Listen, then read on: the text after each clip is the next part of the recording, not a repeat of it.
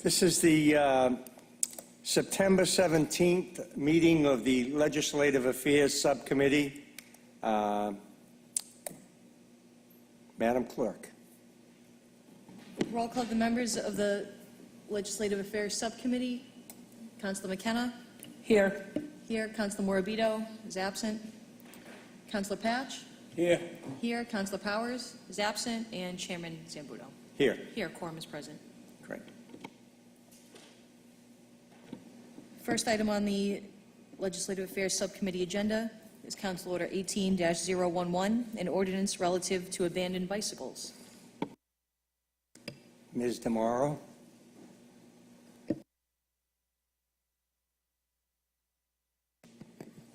Julie DeMauro, Healthy Community Initiatives Office. This is a revised ordinance from the ordinance I put forth to you back in April. We have revised it significantly. We've had some department meetings with DPW, Revere Police Department, and 311 in terms of how the bikes are being reported as abandoned, the process after that, who will pick up the bikes, where they'll be stored. So we have a system that we've actually been using since April. We've had to call a few companies over the last couple of months when the bikes have sat for too long, and we told them, you know, there was a fine associated with it, and they came right away and they picked up the bikes. We also had significant legal counsel and recommendations from both Paul Capizzi and Robert Mara. If you see, we've added several definitions under the definition column to include the different types of bicycles. For example, we included motorized bicycle, which is an electric bike, and we said that that would not be allowable here in the city of Revere. We felt like we needed to add that because some of the bike companies that are operating here, they do have electric bikes. We want to make it clear that they are not allowed on the roadways. And if we did allow them, it'd have to be a special permit process. They have to be allowed into the city legally. That's correct. Right. Yeah, and the same thing with the scooters. We're just trying to get the legal guidance on the scooters because there is some loophole in the Mass law, and that's how they're able to drop them in Cambridge and Somerville and Boston. We do have a small item on our Traffic Commission agenda, Chapter 10, that says we do not allow electric scooters, electric skateboards on any roadway or sidewalks in Revere. So I think that's helping us right now, but we'll need to redefine those as well. And it's just basically the fine will remain $50. When we went back and forth about how much the fine should be, we realized it's going to be the same amount of work, whether it's a privately owned bike or it's a bicycle share bike. The call has to come in, somebody has to track it. If it's a private share bike and it doesn't have a police tag underneath it from the bicycle registration program that they run, we will actually put a bike tag on it, and it will say that they'll have the time and the date, and they'll have an additional 3 days to pick up the bike. If they don't, the bike will be taken to the police department. It will be held for 30 days, and then once the 30 days is over, we can dispose of the bike as we see fit. And that's consistent with the Mass laws for abandoned property. Any committee members?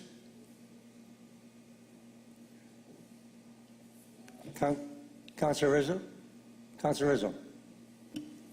Thank you very much, Mr. Chairman. Obviously, I'm not a member of the committee, but I wanted to come in and join in the meeting. There are a couple of items here that I did want to speak on, and this is one of them. I mean, one of the things that you know, and I'm glad there's an ordinance now here to address this because it's been frustrating to watch, quite honestly. I don't find it, and it never was a problem with just regular privately owned bicycles laying in the middle of the sidewalk or on street corners and things like that. That has never been an issue. What has been an issue is these bike rental programs or these shared bikes that, I mean, and I'm speaking just at the end of like across the street from my house, there's bikes that lay on the side there for days sometimes. They drop them in the middle of the sidewalks. It's not right. I mean, we punish department stores and supermarkets for leaving their carriages out. If we go by and we see, I mean, to me, I can't draw a distinction between the two.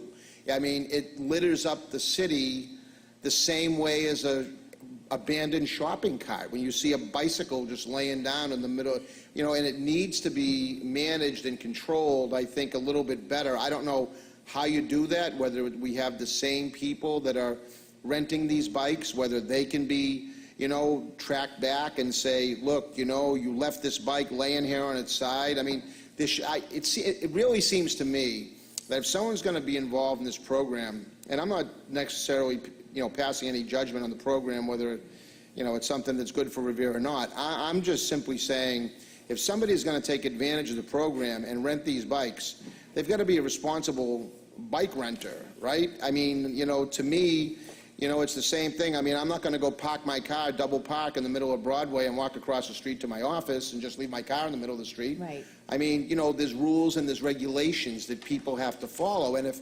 people that rent these particular bikes, if they're just going to continue, let's say, instead of just say, oh, let's charge $50 to the owner of the bike, shared program. No, whoever's renting these bikes, if they're leaving them, maybe there was some restrictions on them as being able to, pursue any further rentals or something like that. So if for example, this company, what they do, if you report so if you go to pick up a bike and it's lying on the side, you can report that bike as being parked incorrectly or illegally, and then they give that rider who is actually renting the bike ride credit. So it's an incentive for you to report somebody who is not parking the bike legally. The people that are continuing to not park the bike correctly, they get warnings. They get a couple of warnings, and then after that, I believe the account gets shut off because there is some maintenance to that. That if we got a call from 311 and the bike was parked blocking like a handicap ramp or something like that, we would need to call the company right away. They need to come out and they need to make it right within 3 hours. Now, a lot of the times, if I see something grossly incorrect in terms of parking, I'll pull over and I'll fix it myself. But we don't want to keep doing that. We want the company to be proactive, and they've been pretty good about any complaints that we've gotten. They've been very, very reactive. They get out there right away. This weekend, it was interesting to watch because on the rebalancing scheme on the weekend is definitely not as quick as during the week. So we did see some bikes that were kind of sitting around Friday, Saturday, Sunday. Well, as of today, they're gone.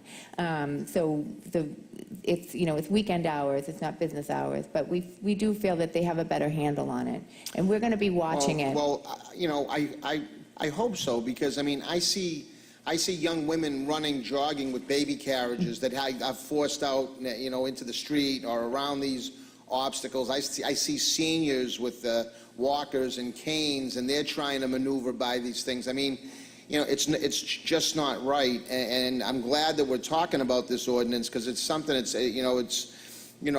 mean, I just wish that there were docking stations. They had to just, you take it from point A to point B, and this is where it goes. Like there's places for these shared bikes to go, not just. I feel like whatever the message is that's getting to them, and maybe they're changing that now, but, when you see them, I mean, it's not like I'm in every part of the city all the time. I feel like I see it quite a bit. You just see this dropped over bike here, and then you drive another 4 blocks and see another bike Right. over here. And it's just, to me, it's just not right, just because it's a shared bike. I don't care if it's a privately owned bike, if it's a shared bike, or, you just don't leave stuff in the middle of the sidewalk or laid down, thrown there, no more than you would a shopping cart. So, Right. I'm glad that we're addressing this through an ordinance, and, hopefully this is going to, help the situation. So, Just one last point. One of the reasons why it took so long to get the bikes on the street is every municipality that is in this bicycle share pact had the option to write their own statement of work. Well, because of our experience with OFO and all of the behind-the-scenes operations frustrations that we experienced, and having to go out and call them and say, this bike's been here for over a week, you got to come and get it. We had very specific language in our statement of work. And there was a lot of back and forth, and I think what they didn't realize that the knowledge that we had and our experience that we were putting in that statement of work, and we were saying, look, we've been through this. This is what we expect. We want these bikes picked up. We call you. We want the bikes picked up. And so that's one of the reasons why there was such a delay, because I don't think they were expecting that from us. All the other municipalities around us, for a lot of them, this is the first time that they're ever doing something like this. And so a lot of the emails that we have, these weekly check-ins, the biggest thing is, how long should a bike sit before they come and get it?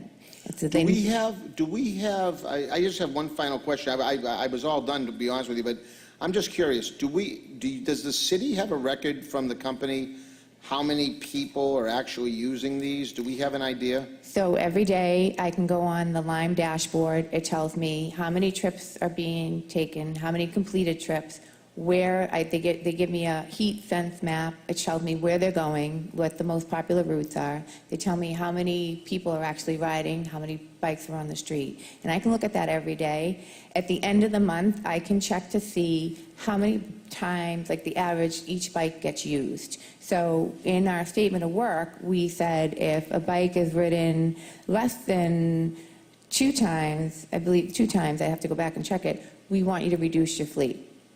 So that was something we were very adamant about. The other thing, if you can show us that you don't have enough bikes for the demands of the riders, you can increase your fleet, but you have to give us some hard numbers. But every day I can look at that dashboard, and it's public. I can share it with anybody who wants. If you feel you would like to have some sort of data report, I'd be more than happy to share that with you. Thank you, Mr. Chairman. Thank you, Councilor Rizzo. Councilor Patch.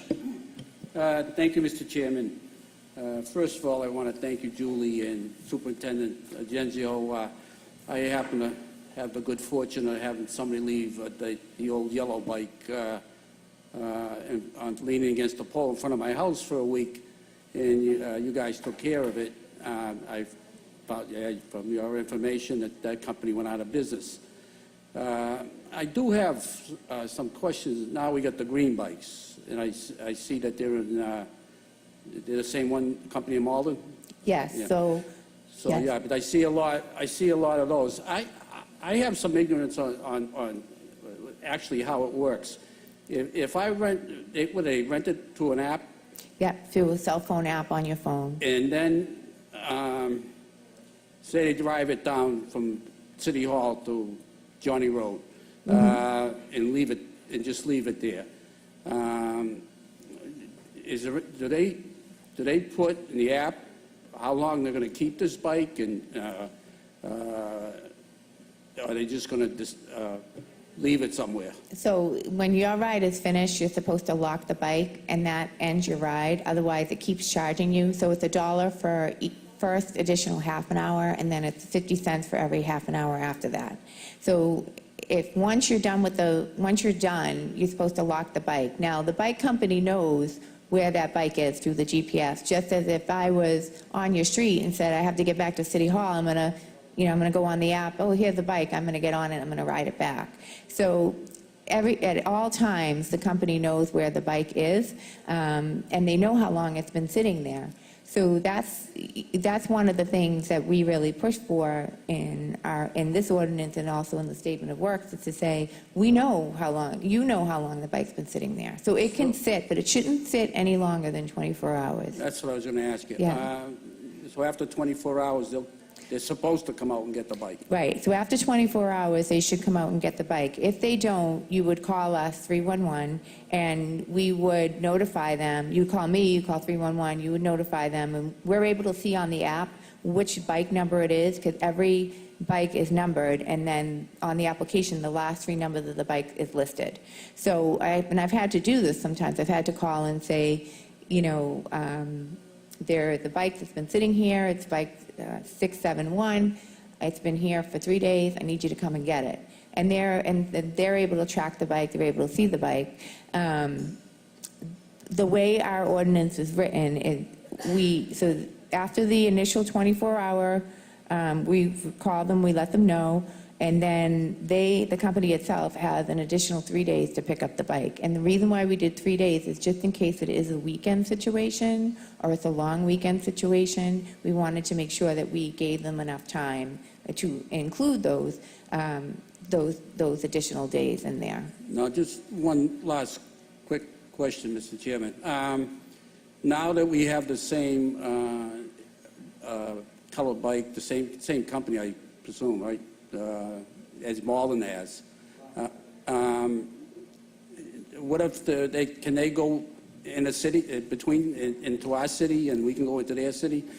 Do you get to see if they leave a bike in Revere? Do you get to see? So I don't know which bikes were originally launched in Malden versus which bikes were originally launched in Revere. I just know the numbers for each community. So the communities, our neighbors that have the same program are Chelsea, Everett, Revere, Malden, Winthrop, and I believe Melrose is coming on soon. So there's a lot of communities right here that we all have the same company. The one thing that I can see every day, and I'm starting to see, there is a large population of people that are actually taking the bikes from Malden Street, and they're driving to the Northern Strand, and they're heading into Malden towards the Orange Line. And the reports we have, they have heat maps, and they basically tell you where people are driving. So the routes that are most popular, they're in like dark red, and so we've been tracking that. And it's interesting because the bikes really started coming into the city in June. There was a big uptick of ridership in July. It dropped off in August, but since we've launched, it's gone back up again, and we're able to actually see where people are going. So right now, Malden Street back into Malden is very popular, and then Broadway east to either Revere Beach Station or to Beachmont Station is very popular. So we can see where they're going. All right, I think hopefully this will work out better than the last company, but I agree with Councilor Rizzo that they just leave them everywhere, and it just looks terrible, I think. I don't know how you can solve that, but Just a point of reference, we have thought about a docking system, but it's very expensive. So we would need somebody to want to sponsor that for us, and at some point, we wouldn't mind trying to see which would work better. Okay. Thanks for all your work, Julie. Oh, thank you. Thanks, Counselor. Before we go any further, this is going to a public hearing, so we can do a lot more talking for a public hearing. We have a lot of other items on the agenda. So if we can kind of speed this up, Councilor Granasso. Thank you, Mr. Chairman. Very briefly, I thought that the company should have used a little bit more sensitivity where they were placing all of these bicycles. Number one, they put a bunch in front of Friendly Gardens. Were they suspecting that the seniors were going to come out and ride the bike? And then they, on their same mindset, they went across the street in front of St. Anthony's Church. They were probably figuring most of the parishioners would come out and get on a bike and go someplace. I mean, the lack of sensitivity as to where they place these bicycles throughout the whole community is really ridiculous. And the very first day it was placed on the streets again, on Prince Street, they left this abandoned bike right in front of this woman's home. Okay. And to suggest that they should be there for the whole weekend, I think that's wrong. I think we have to do something even during the weekend. We don't want guests to be coming to our homes on a Saturday and Sunday and seeing a bike in front of the house that doesn't belong there. So I thank you for the effort of the ordinance, and I want to work with you, but I think that the company should show more sensitivity as to where they place and the amount that they place. They put like 7 or 8 bikes in front of Friendly Gardens. No, that's crazy. So if those locations become an issue, or the bikes aren't being retrieved from those locations, they will get dropped, and they need to tell us if they're going to drop that location. That's one of the things. I'm asking you to drop them. You want me to drop them? Friendly Okay. Gardens? Okay. I mean, the seniors Yep. are Okay. in wheelers and wheelchairs and the walkers. Is That's not- it That's not a obstructing- place for bicycles to Okay, be. all right, I'll take care of They it. have lack of space as it is. Okay, Thank you. yep, you're welcome. Mr. Chairman, just Thank you, Counselor. one other spot, Petruccio's funeral parlor. I think that's not a very nice place to put as a dropping station. Thank Okay. you. Counselor Powers. Thank you, Mr. Chairman. I just want to echo the comments of my colleague to my left, Councilor Rizzo. I think one of the real problems is the fact that people are leaving these bikes laying on a sidewalk, and you've got elderly citizens, you've got people pushing a baby carriage, it's just a dangerous situation. And I can't for the life of me understand why docking stations where they can put these bicycles on a rack are so, expensive. Maybe that we should have less bicycles in a certain, area. I went down Broadway the other night and I saw 6 locations beyond Fatucci's with the bicycles all lined up, like people were going to come out of there and ride the bike or something. I just don't get it. I know you're doing a great job, and I know it could be a nice thing for the city, but I think what we have to do, first of all, is address the safety of the general public in this city, the people that live here and pay the tax bills, and they shouldn't have to navigate around a bicycle laying on a sidewalk. That's all I have to say. Thank you, Mr. Chairman. Thank you. If I can just interject for a minute, the program just kicked off, and if it's going to be a problem, if these bikes are going to continue to be lying down, then there's going to be an issue with the company. So I think, they're going to be held responsible for what happens here. So that's my hope anyway. That's the reason for this ordinance, and that's the reason they work so hard on the details as to what can and can't happen. But I agree with my colleague, Friendly Gardens is probably not an appropriate place for some of these bikes. Any other, I'm sorry, Council Novoselsky, I had you written down here. Thank you, Mr. Chairman. Just a few quick items. I know there's three different companies that I've seen floating around: Blue Bike, Lime Bike, and the Ant Bike. And, earlier in the year, I had an Ant Bike on my street for 4 days. And I put it into 311 and it was still there. Yeah. I don't know whoever picked it up, but I have a problem with that. I do agree with Councilor Rizzo. I like the bike stations. I know you said it costs some money. Well, let's look around. Maybe we can find someone to sponsor it. So just to give you an idea of how much it would run, so the blue bike you're seeing is actually coming from Orion Heights Station. That's Hubway. So they require 5 stations in the city. They have to connect, they have to link up to each other. So to put 5 stations with 15 bikes at each station, it's $200,000 for the whole year.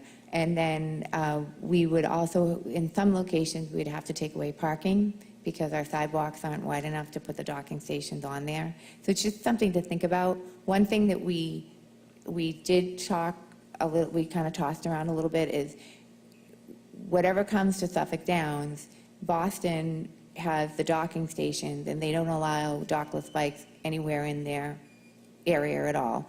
And then we have the dockless stations. So that might be something that we could try to mitigate with some of the development down there to see, and to think, we want to pilot it. Could you get us a station, and let's see how it goes and see how it works. Good.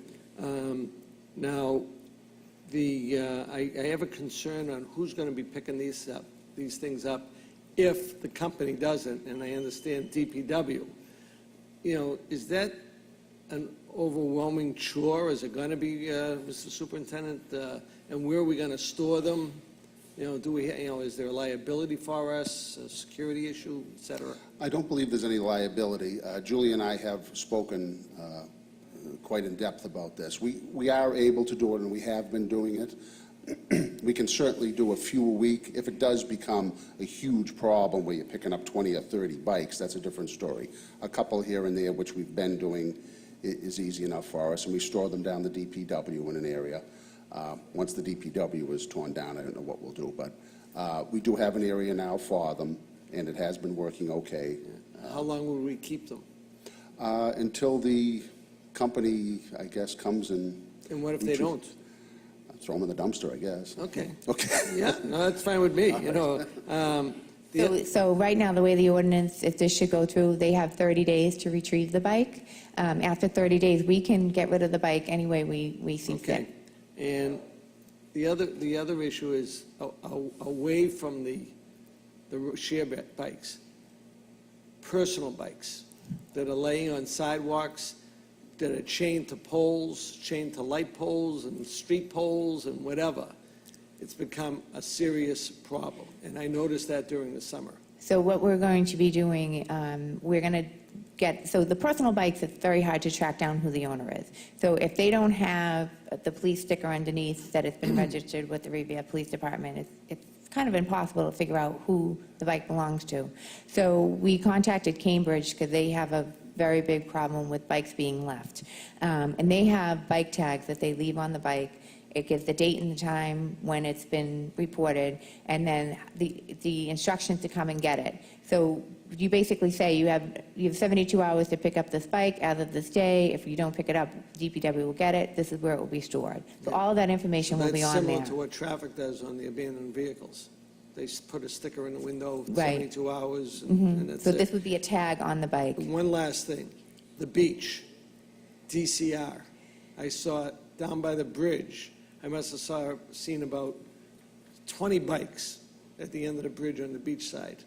Where does DCR fit with something like this? So that, we put about 50 bikes when OFO was here at that end of the beach, and there was no issue because the plaza technically is a shared space between DCR and the city of Revere, so we can put the bikes there. We haven't gotten any complaints yet. Their stance on it is they really don't want bikes on their property. They don't want bikes being left on the property. However, the Mass General law says that you can drive a bike on a We're not sidewalk. talking about the plaza up top, we're talking about Right, at the bottom. on the That- boulevard. Yep, on that, at that little space, there is some Okay. shared use. Well, I'll look forward to the public hearing on this. Thank you, Mr. Chairman. Thank you, Councilor Novoselsky. Is that, everybody all set? We're going to move on to the next, this will be ordered to a public hearing. Okay, thank you. Council Order 18-022, motion presented by Councilor Novoselsky relative to property address reassignments. Councilor Chairman, Novoselsky, Mr. Chairman, thank you. I think we're close to resolving I this. believe we are. Great. You know, I Go did ahead. talk to Nick Rystrom about, his solution, and I don't have a problem with that way we're going to do it. And basically, and Diane, will probably agree with this, that they stated they will not change a building address unless the building is sold, not if anybody just happens to move in and it's not a allegedly illegal address. But they'll, only if the building is sold and they notify all the tenants that the building is being sold and this will be the new address. So I don't have a problem with that. The only thing is, to Diane, if I may, Mr. Chairman, are we putting all those people back that we changed out to what their address should have been? No, well, yes, we did, yes, we did. Okay. Yes, That's yes, what I we wanted did. to hear. Thank you. You're welcome. I think we've temporarily resolved or permanently resolved this issue. Thank you. And Thank you very to the much. satisfaction of everybody. Thank you very Thank you, much. sir. Thank you, Thank you, Diane. everybody, for their patience. That'll be placed on file. Council Order Number 18-036, an ordinance prohibiting disposable plastic bags. Does anybody want to speak on this? I'm going to, before I let you speak, I'm going to tell you where I stand on this. I originally asked for data for cities and towns that have this in place and some results of what happened as to, did the pricing go up in the supermarkets? What effect did it have on the environment, and so forth and so on. I haven't seen any data to this point, so my intent here is to leave this in committee until I see some of this data. But anybody can say whatever they want here tonight, but that's my position. Councilor McKenna. Thank you, Mr. Chairman.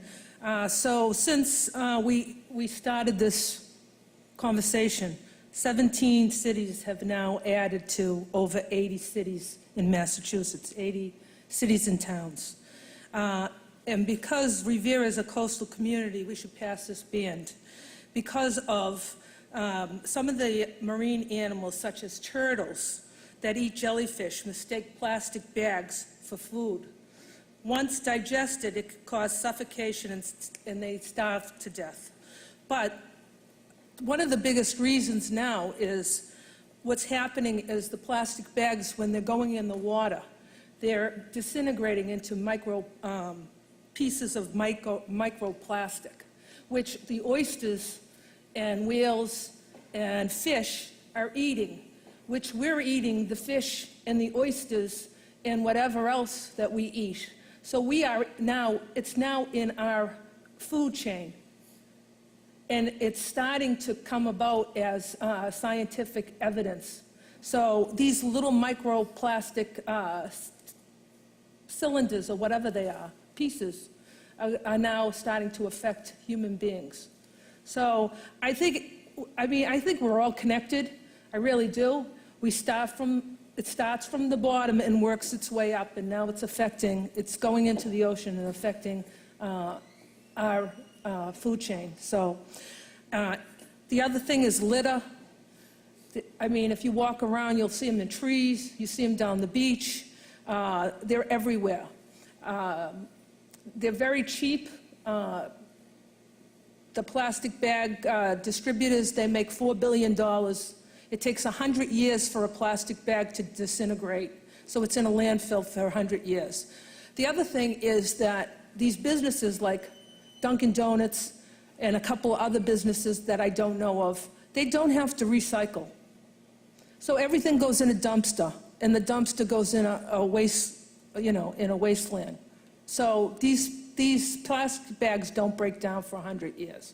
So it is a problem. Over 80 cities now have adopted it. We're way behind the spectrum here, and I think we should get on board because, as I said, Revere is a coastal community, and I think it is going to affect our environment. It is affecting our environment. So thank you very much. That's all I have to say. Thank you, Councilor. Councilor Morabito. Thank you, Mr. Chairman. I did speak to a couple managers throughout the city and other cities. What they did notice is their bag replenishments, when they do orders, are less than normal because they're actually people who have 1 or 2 items.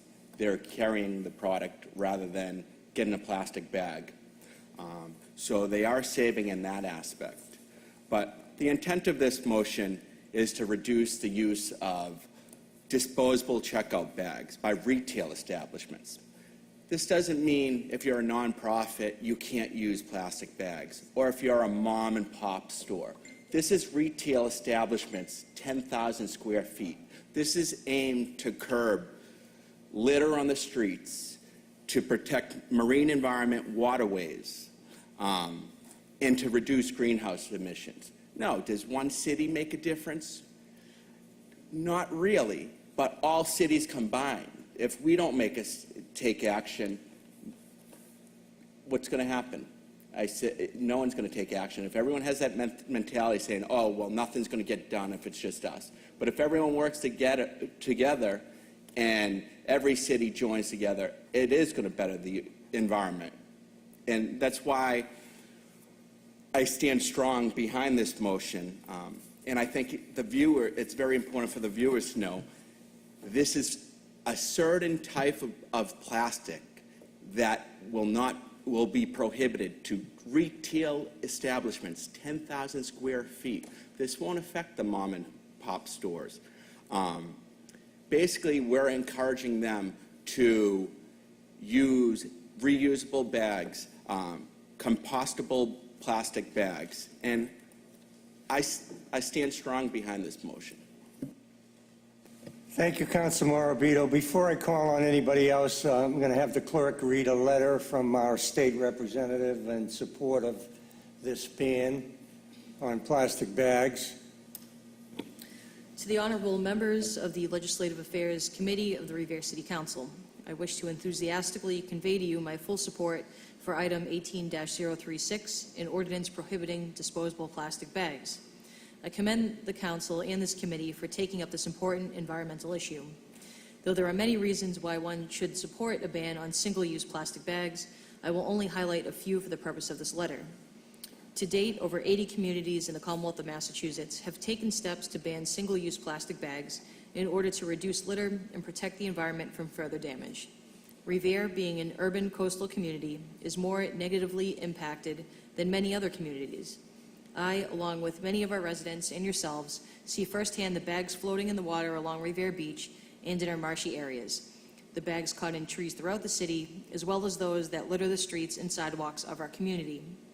As an advocate for our community's environment, I was shocked to learn that approximately 8 million metric tons of plastic debris enters the world's oceans each year, which means that by 2050, our oceans will contain more plastic than fish. Additionally, plastic bags contribute to global warming, with bags used in Greater Boston producing over 10,000 tons of CO2 per year. Finally, to those who argue that the cost of products will rise if plastic bags are banned, I would argue that we already pay for free plastic bags. The plastic bag industry collects $4 billion per year in profits from U.S. retailers. In the Boston area alone, local retailers spend almost $15 million per year on bags, with these costs being passed on to consumers. At the same time, we must be mindful and respectful of our local businesses that have already purchased bags with their business logos on them. I have heard from some businesses who support a plastic bag ban, but who have a supply of bags which will likely last for months to come. And for the purposes of utilizing inventory already purchased by businesses, we should extend the courtesy of providing ample time before this ordinance takes effect, or a caveat which allows businesses to use the bags they already have in stock prior to the ordinance taking effect. In closing, I respectfully ask that you consider these points as you weigh this proposal. I hope your committee will favorably act and recommend adoption of this ordinance to the entire City Council. Thank you for your consideration. Representative Rosalie Vincent. Thank you. Council President Janino. Thank you, Mr. Chairman. A lot of my colleagues and Representative Vincent stated the issue very well, but just a couple more things I want to add to it, and I'm definitely a proponent of this. I'll start by saying that. This is something that is a movement. It's happening all over the country. Recently, just a couple weeks ago, I was at the Swampscott Marshalls, and even in Swampscott, they have a sign on the door saying, you know, as of, I believe it was September 1st, they're switching over, and that's what they did. They gave a grace period saying, you know, the ordinance is effective this day and implementation will happen on this day. So I definitely think that's a great feature that Representative Vincent mentioned that should be done. Councilor Morabito made some great points in saying that this is not targeting mom and pop shops, it's really towards bigger retailers. And the reality of it is they have the money to purchase other types of bags. There are retailers in Revere currently that don't use those plastic bags, such as BJ's, where they have all of their boxes. For as long as I can remember, stores like BJ's and Costco's don't have bags, and I know many of us are patrons of those locations. Something important to note is one of the big misconceptions of this is, oh, they're banning all plastic bags. That's not what we're doing. We're banning a certain type of plastic bag that's non-recyclable. There are different types of PET plastics. Some are renewable, some are not. The ones that can be recycled and can be made into new products, you know, those are not being banned. It's a certain type of PET plastic that cannot be made other than however it is made. It's not recyclable, it's not renewable. And something that we're going to start to see globally over the next couple of decades is that this PET plastic, they're running out of it.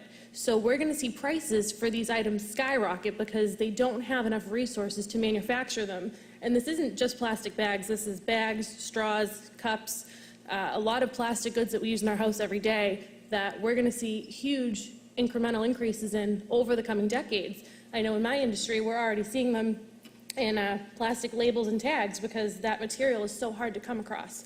So we're being very proactive. This is not something that's meant to, you know, I've heard rhetoric of, well, seniors won't be able to carry their groceries without plastic bags, and, you know, I can't pick up my dog waste without a plastic bag. That's not what this is aiming to do, and I think if we look at the big picture instead of some of the petty details, we'll notice that this is for the greater good. There are plastic bags that are made of recycled material and plastic bags that are recyclable. There are also paper options. There are so many different solutions to solve this problem. I think this is a great first step. And again, I think in the long run, when we see this price of plastic increase, when the materials are no longer available, we're going to realize how forward-thinking this motion was and that we were really ahead of the game. So I welcome any questions, or if anyone has any more questions, comments, concerns on this, contact me or Councilor McKenna. I know we've been really into it and are very up on this whole movement, Councilor Morabito as well. It's going to be this is the beginning. There will be other motions that will follow this to continue this effort. And I know Councilor McKenna mentioned that the marine life is a big part of it, but it's also drive down the highway, look up against some of those fences, look into the medians. They're everywhere, and it's not a good look for our community. So I'm looking forward to working on it. Thank you for the time. As you guys know, I usually don't speak this much on an issue, but it's something I'm really passionate about, and I welcome change and I welcome any questions. So Thank you, Council President. Perhaps you can help me by giving me the data I've been looking for. Council Rizzo. Thank you very much, Mr. Chairman. Let me start off by saying I do support the ordinance. You know, as I've been listening to the councilors speak, I mean, it all makes so much sense. You know, when you think about things that we've done over the years to try to make our environment cleaner and try to leave it or try to actually improve upon the conditions that seems to have happened along the way. You know, you look at the Boston Harbor cleanup as an example.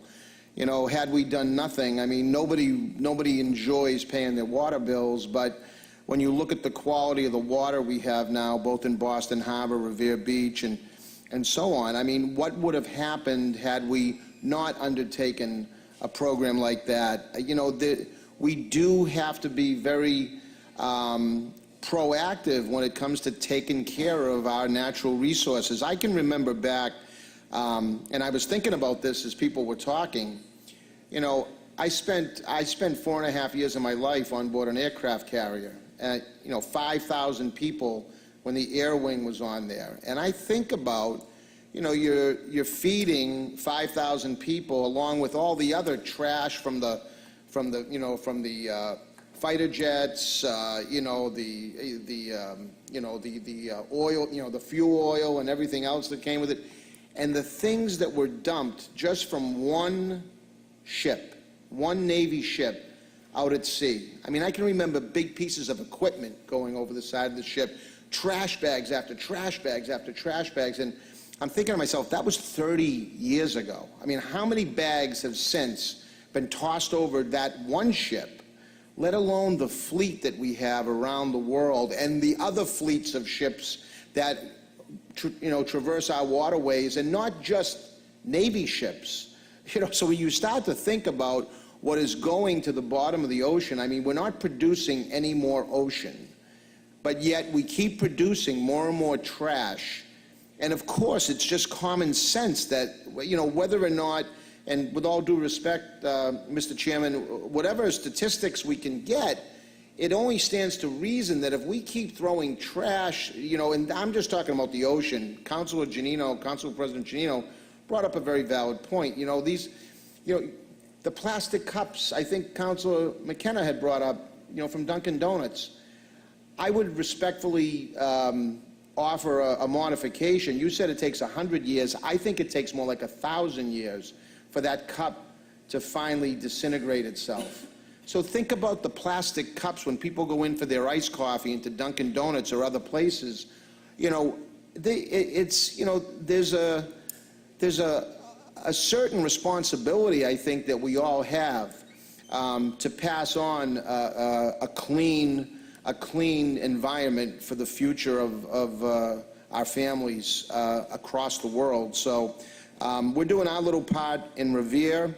I'm sure we'll work out the little idiosyncrasies that need to get worked out. You know, maybe if we're going to go to recyclable plastic bags, that's one way, and that's fantastic. People can still have their plastic. If we go to paper bags, you can have paper bags with handles also. There's a lot of establishments, you know, that offer paper bags with handles. So, you know, it can be done, and I support the motion, Mr. Chairman.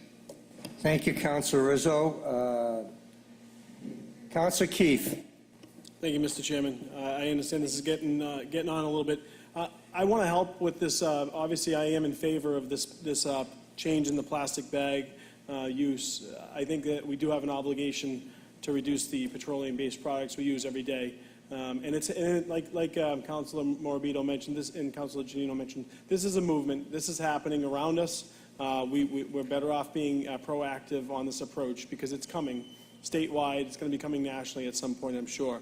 As far as data, what specific data would you? I'd love to help gather some. I know for sure Somerville and Cambridge, both grocery stores that offer the paper-only bags and the retail markets, have not increased their prices. Their prices are consistent with the rest of their brands throughout the state. But I'm sure that we can dig up tons of data, especially on the benefits of reducing, like I said, most importantly, reducing non-renewable. I'll interrupt you for a second here, Yeah. since you're asking me about data. I've already heard 3 different situations here. Sure. One person's telling me it's 100 years for a plastic bag. One's telling me it's 1,000 years. You know, simple, basic stuff. You know, give me some reasonable. We heard a few things like BJ's doesn't give plastic bags; they use paper. That's voluntary. The prices are going to skyrocket in plastic. Well, the market's going to dictate what's going to happen. So, I mean, there's a lot of contradictory information. I don't have any information except emotional, that we don't want to hurt the turtles and you know, and I don't either. You know, I like to think of myself as an environmentalist, but I'm also obligated to the taxpayer. You know, what we do here has consequences. We're saying that this is great, it feels good, but we're not talking about if there's any consequences. And everybody seems to think there isn't, or is pretending there isn't. Point of information, And I please. believe there are consequences. So those are the kind of data points I want. I want to know where it's in place, what's happened there. You just said that you know of some that didn't raise any prices. What's happened environmentally there? Anything? You know, give me something. You know, don't just tell me that it feels good to clean up the Point plastic of bags. information? Point of information? Hello? Asking me a Hi, point, yes. you're welcome to a point of information. So Absolutely. I just said that it's now in our food chain, and if you want to look that up on the internet, you can, because the microplastics are breaking down, and the fish are eating them, and we're eating the fish. So it is affecting. It's not a feel-good motion. Okay, I will show you the data. Councilor Zambudo, if I may finish as well. Continue, Councilor Keith. Thank you. And I understand your side of it. There's obviously a couple sides to this. I think the council as a whole probably does feel maybe feel good about this than maybe you, but that's okay. You have your right. And I will try and get you some better data if in fact you would like that and help this case. But as we do know, you can pick up 10 different magazines, you can get 10 different news outlets, you're going to get 10 different stories, you're going to get 10 different sides of the story. So you're going to get as much data for it as you are against it, because there's going to be 2 sides to every story, and there's going to be people that want it either way. So but I'll get to the good ones on my side. Just all get right? me your data. Thank you. I can produce the data that I want to rebut your data with, so Gotcha. just give me the what you consider the good data. Will do. Thank you. Mr. Chairman. Councilor Guanasso, I'm sorry. Thank you, Mr. Chairman. Very, very, very briefly. I've heard compelling arguments offered up by many of the people who are for the ordinance, and guess what? I am now a believer. I am changing my way of thoughts, and I am very proud to protect the environment and vote favorably for this ordinance based on some of the compelling concerns that were offered up by this council. And I think it's overwhelmingly in order to vote in favor of this, Mr. Chairman. Thanks for the liberty. Thanks for your input, Councilor. Councilor Powers. Thank you, Mr. Chairman. I'll be very brief. I don't have any data about plastic bags, when they disintegrate or how long they hang around, but I know one thing. When I drive through the city, and many times I look at our parks, I look at our shrubbery around the city, all I see is plastic bags. Drive down 1A someday and take a look to your right along the back of the boulevard there. What are you going to see is plastic bags. So that's my main concern. You want to keep the city clean, support the ordinance. That's what's going to make this city cleaner, a little cleaner anyway. Thank you, Mr. President. Thank you, Counselor. Anybody else? Point, Mr. Chairman. Did you see this Counselor morning? Novoselsky. This morning on Olive Squire Road was someone littered the whole medium strip with plastic bags, all clear plastic bags, the whole strip. It was awful. I assume it wasn't done unintentionally, but it was quite a mess. Counselor Novoselsky. Thank you, Mr. Chairman. I have a copy of the proposed ordinance in front of me, and I'm finding out that I don't have an up-to-date copy because I was asking questions about the mill weight of a plastic bag, and, you know, the copy I have doesn't have that, but Councilor Morabito is showing me a copy that has an answer to my question. And, you know, I would like to have seen a more up-to-date thing, and it's nothing here about the size of retail establishments that are involved. It says convenience and grocery stores. A convenience store is a little mom-and-pop place to me. So, you know, I would like to see some better clarification and wording on something like this. But let me, you know, and it's not that I'm against it. It's just I want better clarification. But just let me give you a small piece. Just as a point, I'm not against it automatically either. So just give you a point that, a little sidebar, like in the Pacific Ocean, there is a vortex of plastic materials that is the size of Texas, and it just swirls in a circle in the Pacific Ocean. And the size of Texas, not only the surface, but it goes down 3 miles. So just to think about what it's doing to the ocean life, at least in the Pacific. I don't know if there's one. It's similar to the Bermuda Triangle, basically. So just to think about that. And I'm told that 95% of that comes from China, not here. Who told you that, Councilor? That famous internet that tells me that the plastic is going in my food chain. Okay, this will stay in committee. Mr. Chairman? Next item Mr. on. Chairman, I have a next point of item on- information.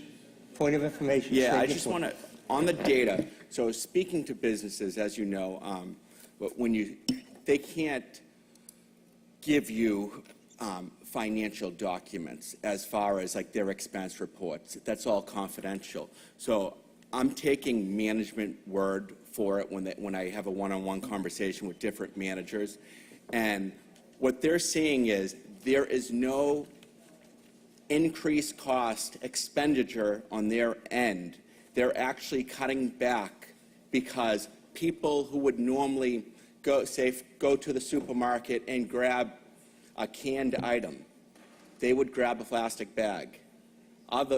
With this ordinance, they do not. They cannot not just grab a plastic bag. They like, forget about it.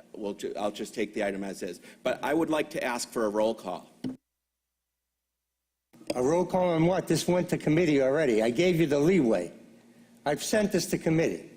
Yeah, we're in committee. I sent it to committee. It's remaining in committee until I I'm receive the asking for a data. roll call. I know you're asking for a roll call. From what?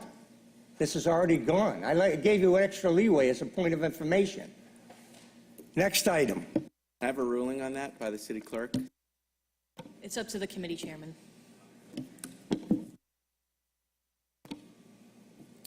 We only have a few minutes, so let's take what's the most important here.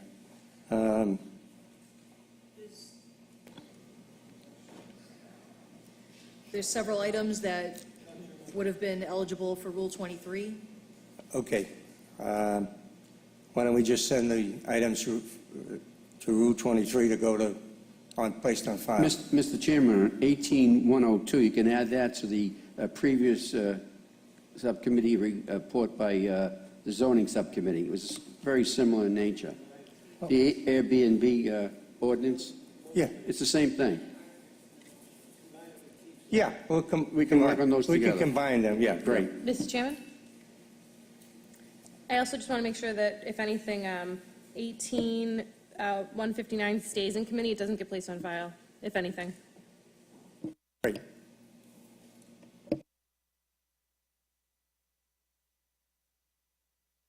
And we'll hold whatever's left in committee. Thank you. That concludes the Legislative Affairs Committee for this evening. Thank you for your input.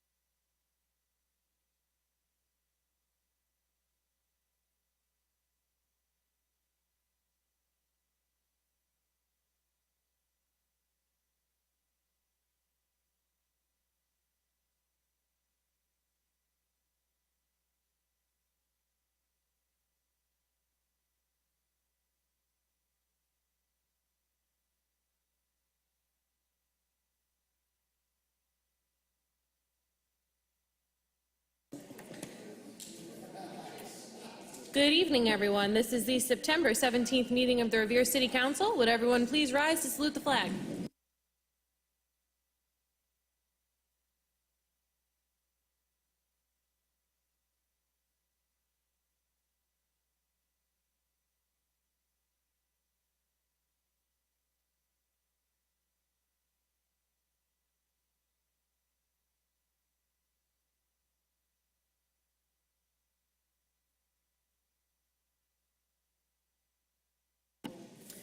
Roll call of the members. Councilor Guanasso? Here. Here. Councilor Keefe? Here. Here. Councilor McKenna? Here. Here. Councilor Morbido? Here. Here. Councilor Novoselsky? Here. Here. Councilor Patch? Here. Here. Councilor Powers? Here. Here. Councilor Rizzo? Here. Here. Councilor Rotundo is absent.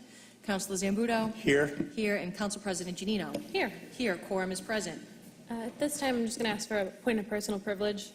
I want to start the meeting by offering a moment of silence to the Revere resident that lost his life over this past weekend.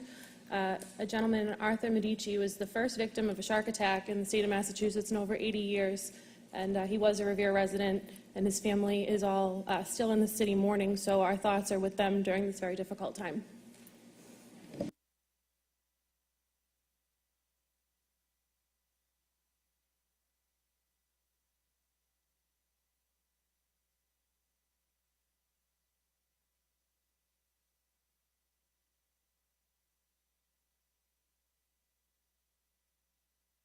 Thank you. And while I'm under this point, I also want to take a moment to thank the Revere Fire Department for their efforts over the past few days. As many of you may know, there was a very, very bad fire in the Shirley Ave area. We're very thankful that no one was seriously injured.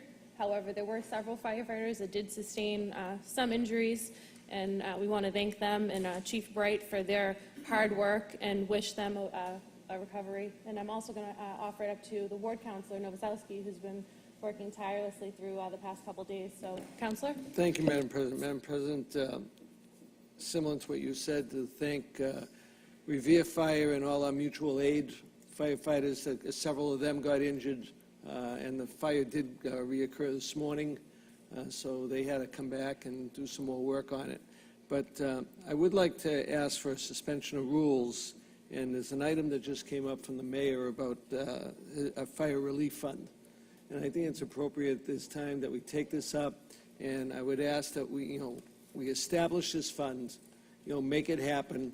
So there were approximately 38 people that were affected directly last night. I spent at Revere High School till 11 o'clock last night, helping the Red Cross do their work. I want to thank CAPIC, Bob Rapucci, for his intervention this morning, and it was just a devastating fire, and it looks like the building will have to come down. That's how bad it was. So, thinking of the people that were, put out, I saw a 5-year-old and a 7-year-old walking around with their pajamas on this morning, and that's all they had on their backs, a pair of pajamas. Lucky they did go to school, and they did have some clothes for them there. But there is a call out for clothes for children and adults. People lost keys to cars, passports. So, people who wanted to go back to their country can't. And so whatever folks can do in the city and surrounding cities, whoever sees this, please reach out. There's a clothes collection, I believe, downstairs on the first floor, or there will be, and there will be GoFundMe pages set up. Please help these folks. It was not a pretty sight. So thank you for the time, and hopefully we can take out this request for the mayor. Thank you. Thank you. And I know there are counselors that want to speak on this, so I'll call for suspension so we can bring it up and then offer counselors time to speak. So on suspension of rules, all in favor? All opposed? So ordered. Madam Clerk, what calendar item number is this? It's a late communication from the city auditor. So we'll take up calendar item... It's number 38 on the 38? new calendar. Perfect. Okay. And I'll ask Councilor McKenna. Thank you, Madam President. I just want to add to the commending the Revere firefighters for responding to the Lawrence, Andover, and North Andover gas explosion. They were also up there and participated. So I'd just like to commend them for that, too. Thank you. Great point, Councilor. Any councilors have any commentary on this relief fund? So the point of this, and I'll allow Mr. Vizcaya to speak, but just the summary is they want to open up a fund so that we can accept donations to assist the people that were affected by this fire. Yeah, do you want to say anything else, or think that covers it? No, I just wanted to, Rich Vizcaya, City Auditor, just wanted to clarify that if the city chooses to set up a donation account for any particular purpose, it's this body that okays that. So that's why that motion is before you, and I'm here to answer any questions in regard to that. Thank you. Thank you, Mr. Vizcaya. Anybody have any questions? Madam President? Councilor.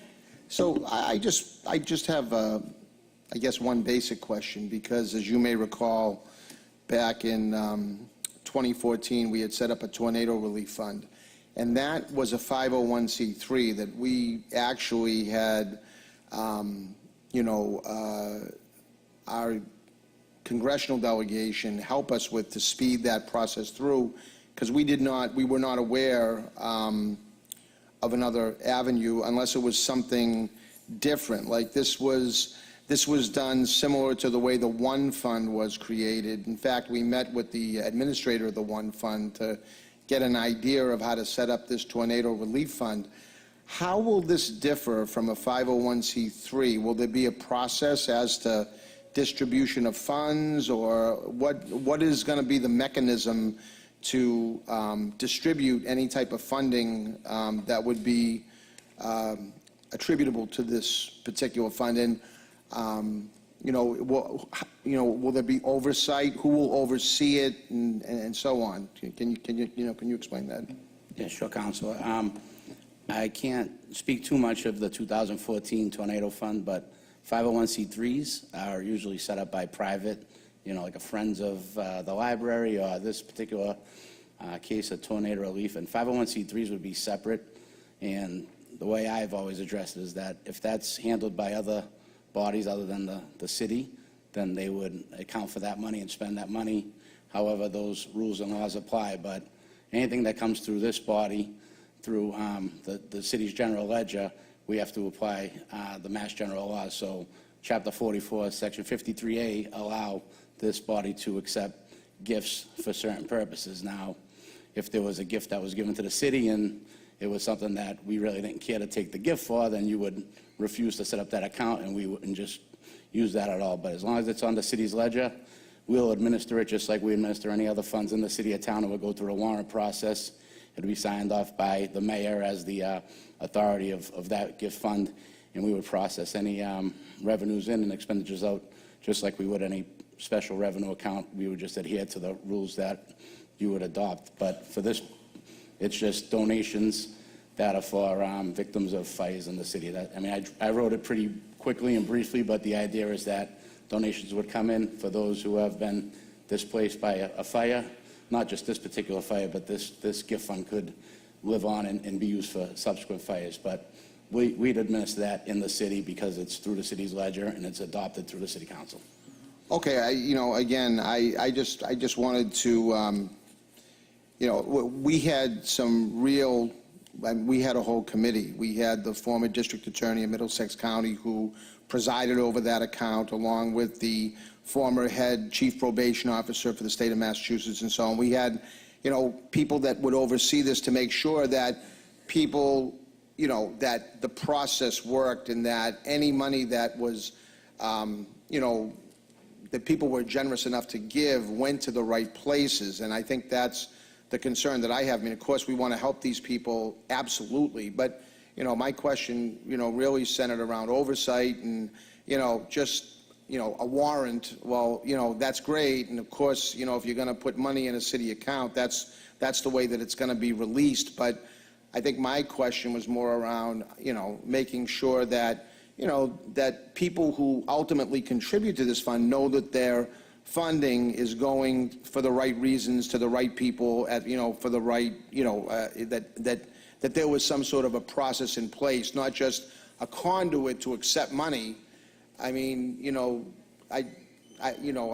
would be hopeful that there will be some sort of process that you're going to use to, whether it's, this tragedy or anyone down the road, that there's going to be a process in place that this is how it's going to work. And when we release funds that, as I say, people, whether it's members of our community, members of the business community, members outside our community are generous enough to donate to, that they'll know that those contributions are being spent wisely and in the best interest of the fund. So that's, I think, the reason we chose to go a 501c3 back at that time. I'm not suggesting that we don't do this, and I'll support it, but I just want to be sure that there is a process in place so that, it's all being spent for the right reasons and the right things are being done. Thank you very much, Madam President. Thank you. Councilor Zambudo. Councilor Rizzo had a lot of great concerns, and I remember that when that fund was set up. However, in the interest of emergency, I think that this is probably the best course of action to take. So I'm going to support this, even though I just found out about it a couple minutes ago. So I'm certainly hoping we can get this done. Thank you. Thank you. Any other counselors? Madam Clerk, would you call the roll? Shall the City Council approve the establishment of a donation account in accordance with Massachusetts General Laws, Chapter 44, Section 53A, for the purpose of addressing the needs of displaced residents due to fire? Councilor Guanasso? Yes. Yes. Councilor Keefe? Yes. Yes. Councilor McKenna? Yes. Yes. Councilor Morbido? Yes. Yes. Councilor Novoselsky? Yes. Yes. Councilor Patch? Yes. Yes. Councilor Powers? Yes? Yes. Councilor Rizzo? Yes. Yes. Councilor Rotundo is absent. Councilor Zambudo? Yes. Yes. And Council President Janino? Yes. Yes, the account has been established.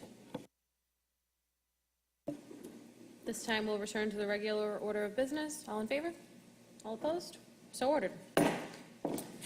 In accordance with Rule 23 of the City Council Rules of Order, the following motions or communications are being reported out of committee with a recommendation to be placed on file. Calendar item number 3, motion presented by Councilor Rotundo that the City of Revere work with MGH, Cambridge Health Alliance, and North Suffolk Mental Health to conduct a community health assessment. If there are no objections, this will be placed on file.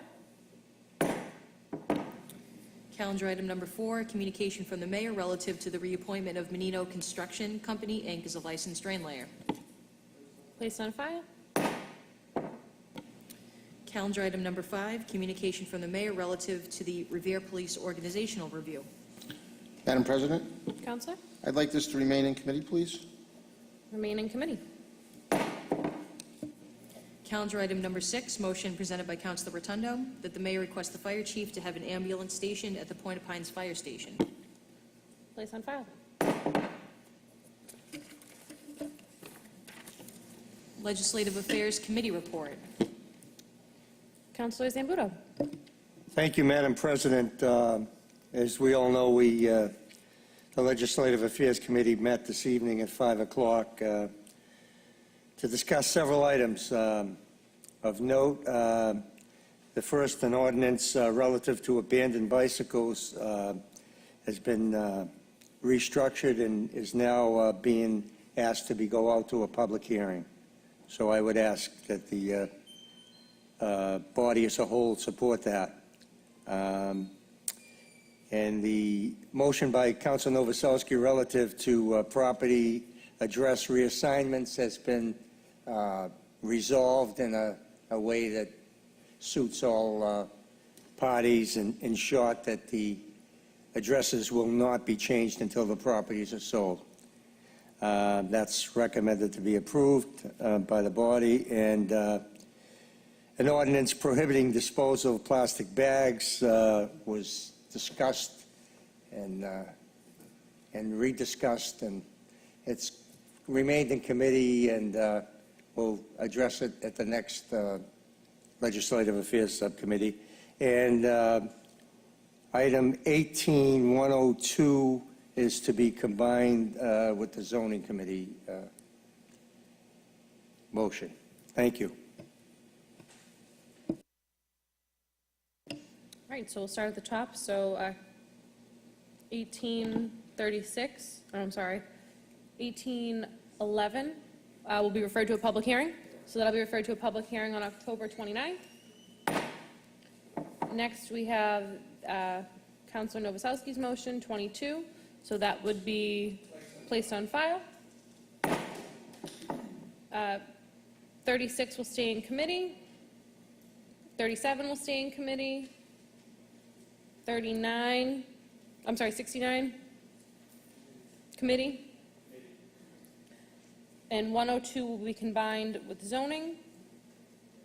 And 159, committee. All right. And 233, committee. I thought that got passed as well.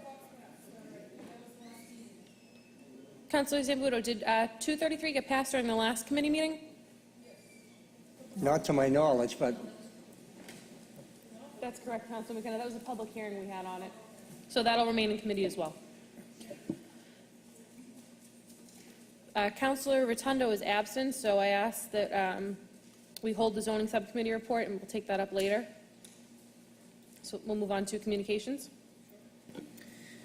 Communications, calendar item number 18, communication from Capital Environment LLC relative to Mass DEP RTN 3-31138 at 135 American Legion Highway, Lot 1B. Any counselors? No? Counselor? Madam Chairman, what does this directly affect, or what was it for that it came to us? Sorry, what was that? Why did this come to us? Does Just as an anyone- FYI, is it have to do with the leak that they had there? I don't know, Madam Clerk.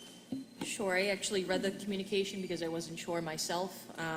And basically, the communication is asking that the City Council grant a waiver of a 30-day waiting period to record the activity and use limitation filing.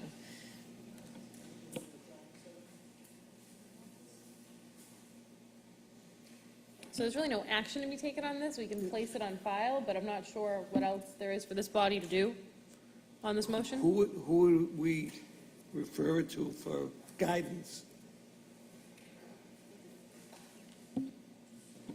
I believe the 30 days is actually, would be up soon. It's 30 days from the date of the, We have the Conservation Commission Chair. Welcome, Nick. sir. Hi, guys, girls, counselors. I actually received a letter in the mail from this company to waive the 30-day, and I was actually going to bring it up to look into it tomorrow and figure out to send it back or not, whether to waive the 30 days or wait the 30-day period. So I guess this is something that I need to sign off on tomorrow, look into it and get it signed off. Or not signed off, make them wait the 30 days. I just got to look into it a little bit more. So we'll refer this to the Conservation Commission?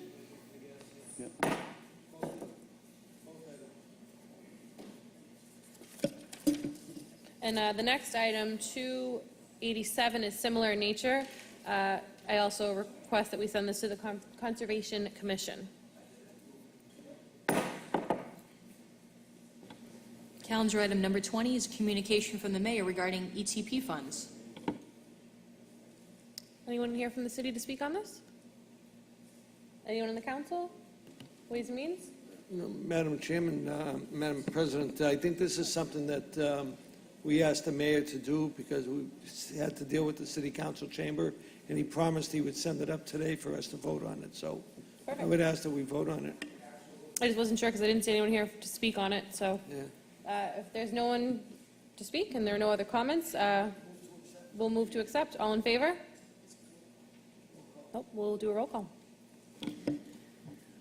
Shall the City Council approve the expenditure of ETP funds in the amount of $23,125 for the City Council Chamber Electrical and AV Upgrades Project? Councilor Guanasso? Yes. Yes. Councilor Keefe? Yes. Yes. Councilor McKenna? Yes. Yes. Councilor Morbido? Yes. Yes. Councilor Novoselsky? Yes. Yes. Councilor Patch? Yes. Yes. Councilor Powers? Yes. Yes. Councilor Rizzo? Yes? Yes. Councilor Rotundo is absent. Councilor Zambudo? Yes. Yes. And Council President Janino? Yes. Yes, the expenditure has been approved. Thank you, Madam Clerk.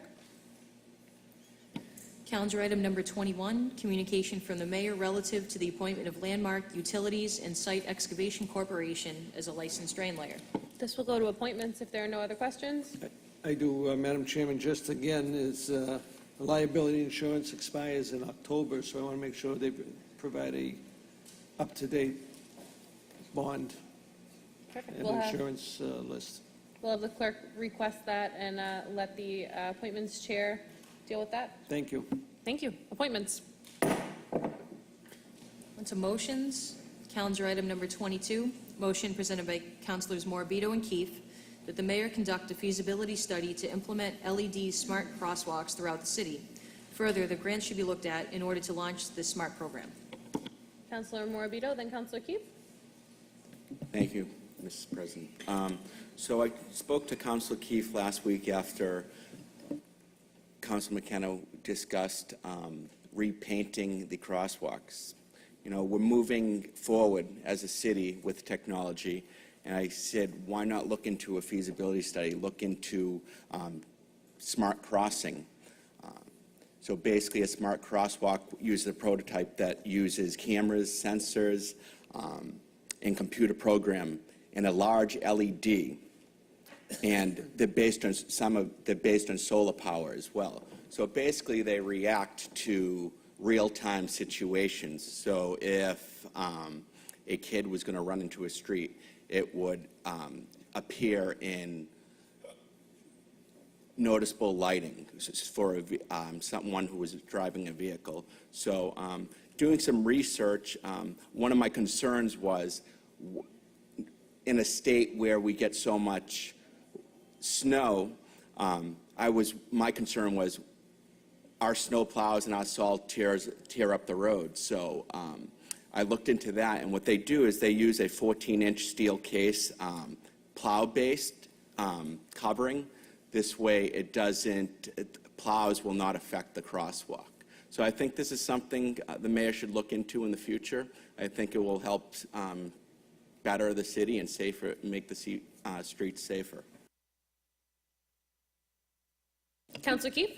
Thank you, Madam President. Councilor Morabito and I, we spoke about this. We were also at the MMA this year, and there was a lot of different traffic type of samples and prototypes that we were able to look at and talk about. Given this day and age with the level of distracted driving, I just think that it's something that we can look at. It doesn't mean it has to happen tomorrow, but kids are crossing the streets. There's lots of schools in our city, and there's a huge increase in distracted driving. People just, aimlessly texting and not paying attention. So if there's ways that we can be smarter about how we focus on the safety of our streets, then I think that we should leave no stone unturned. And I don't think that this would take much money to look into, if at all, but something that I'd like to see the city try and move forward with. Thank you. Thank you. Any other councilors? So, Councilors Morabito and Keefe, would you like this to go to public safety, or would you like to? All right, this will go to public safety. At this time, I'm going to ask for suspension of rules quickly at the request of one of our colleagues. On suspension, all in favor? All opposed? So ordered. And I'm going to ask that the clerk take up calendar item number 33. Motion by Councilor Powers. Calendar item number 33, that the Revere City Council, subject to the approval of the mayor, file special legislation for the placement of a memorial plaque in honor of a distinguished citizen of the city of Revere, Grace Hill Sinella. Said plaque should be installed in an appropriate location to be determined by the DCR near the northeast corner of the McCarthy Pavilion, across from Kelly's Roast Beef. Plaque to be inscribed as follows: Grace Hill Sinella, in honor of 42 years of faithful service to the citizens of Revere, an affectionate advocate of Revere Beach. Her time is forever, everywhere is her place. November 22nd, 1939 to June 3rd, 2018. I'm going to start with Councilor Powers. Thank you, Madam President.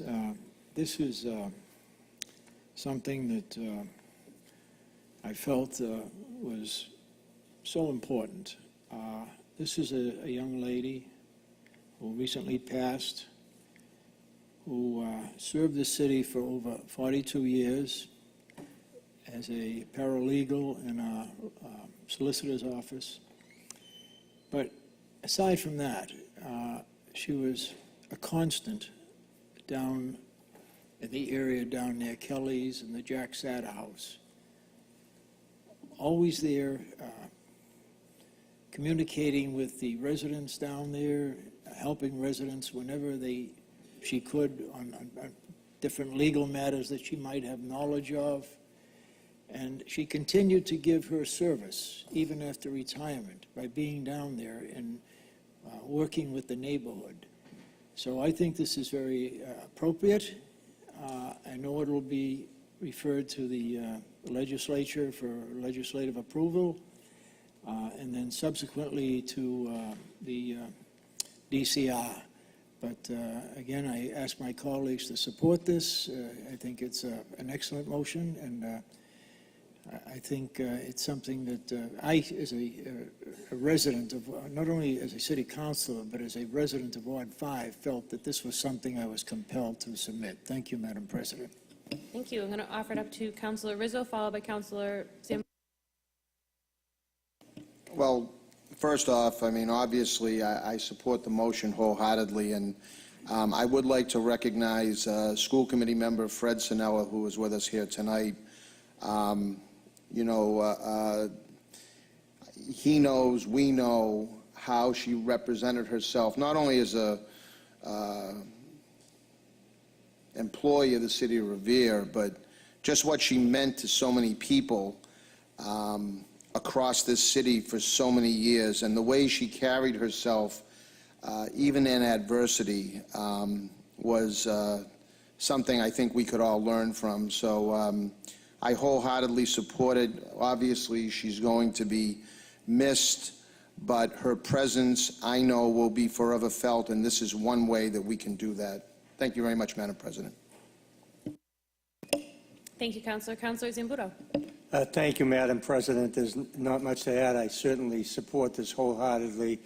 She was certainly a fabric of the city and a wonderful representative of our city. So I'm thrilled that my colleague put this motion in. Thank you.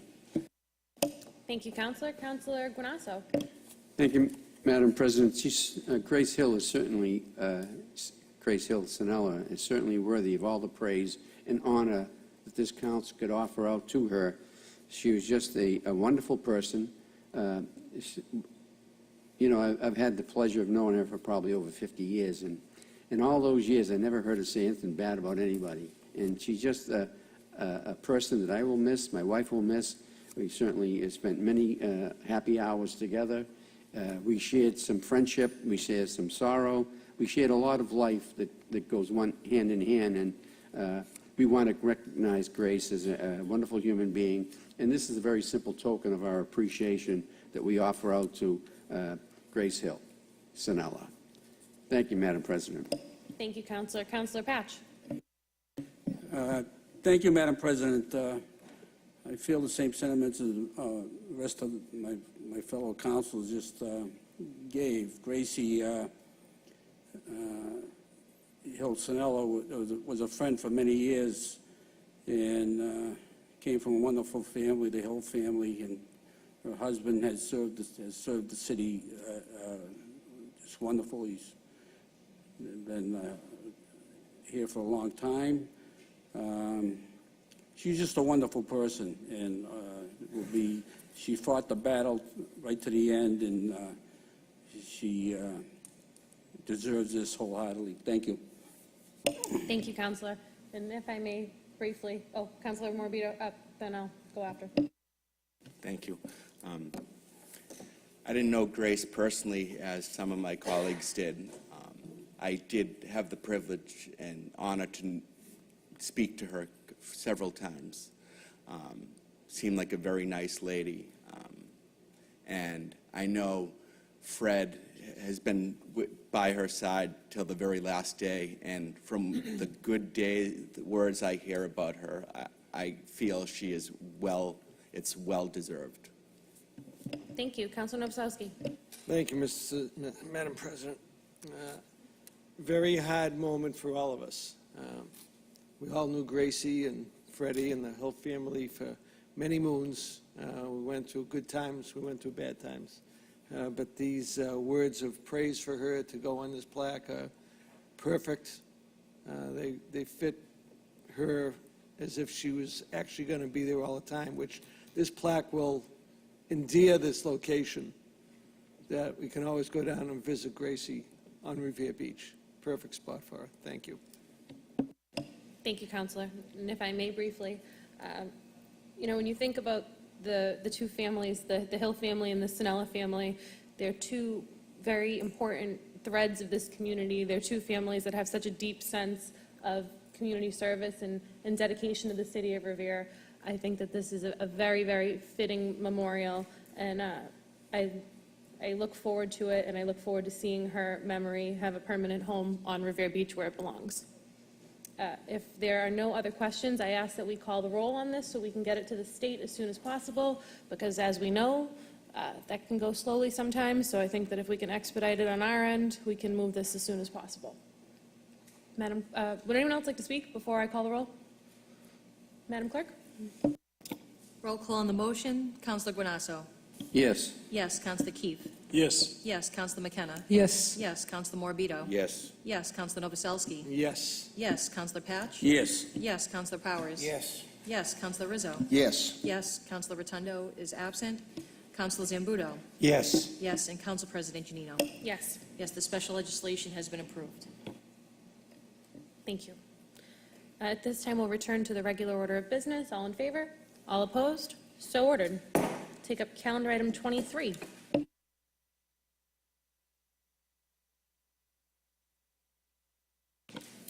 Calendar item number 23, motion presented by Councilor Powers, that the mayor request Verizon to remove the telephone equipment directly across from 624 Broadway. In its present condition, it serves no useful purpose to the general public. This is the second request to Verizon on this matter. Councilor Powers? Thank you, Madam President. I put in a motion some time ago, and apparently it fell on deaf ears with regard to Verizon. There's a stanchion there that once housed an outdoor telephone that's been there. The phone is gone. Apparently some of the kids in the area vandalized it. But the stanchion is still there that supported the phone. And I think to me, it's an eyesore. It's not in my ward, but I drive down Broadway every day and I see it, and I think it's something that is long overdue for removal. Thank you, Madam President. Any other councilors? On the motion, all in favor? All opposed? So ordered. Calendar item number 24, motion presented by Councilors Rizzo and Patch, that the mayor and CDM Smith appear before the city council to discuss funding and plans for flood control and the pump station in the Festa Road area of the city. Funding for this project had been provided in 2015. Councilor Rizzo first, and then Councilor Patch? I'll defer to the ward councilor if that's more appropriate, or I'll speak first, whichever Councilor Patch would like. Okay.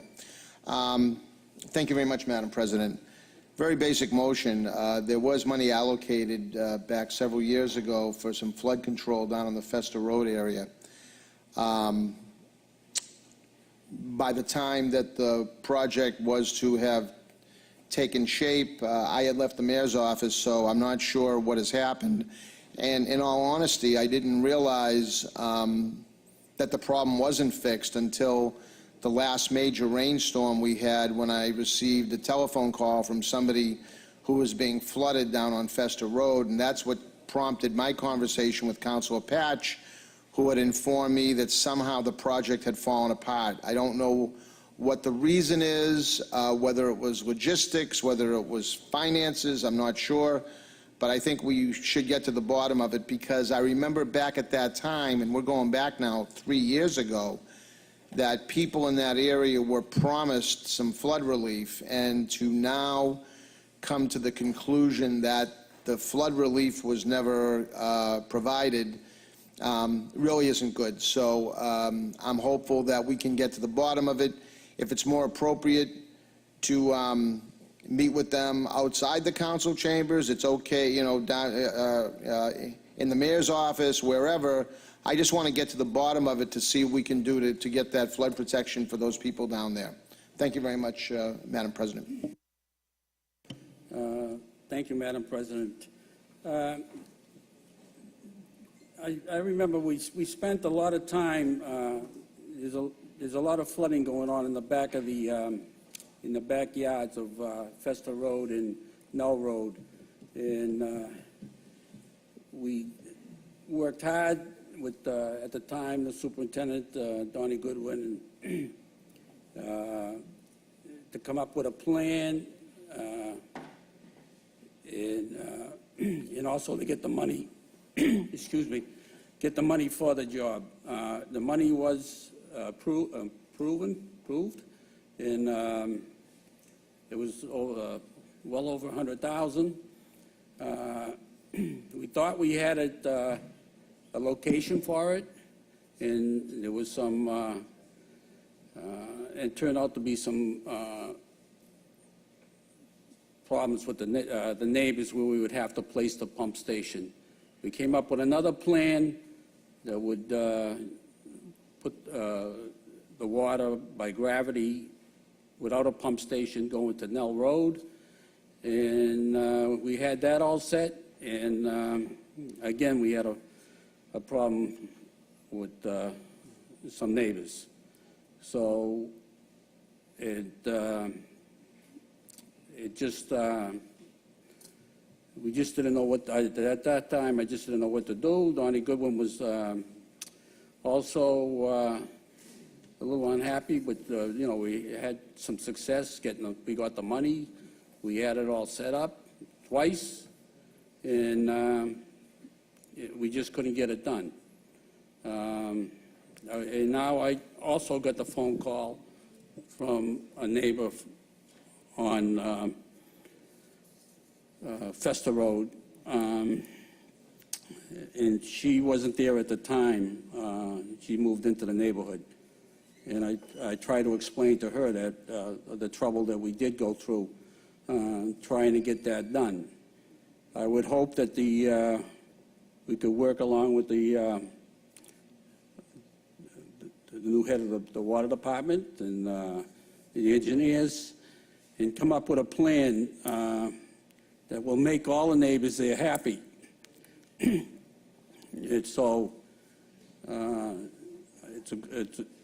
It was a good motion. I'm glad it's up again, and I don't know if the money is still in the appropriated.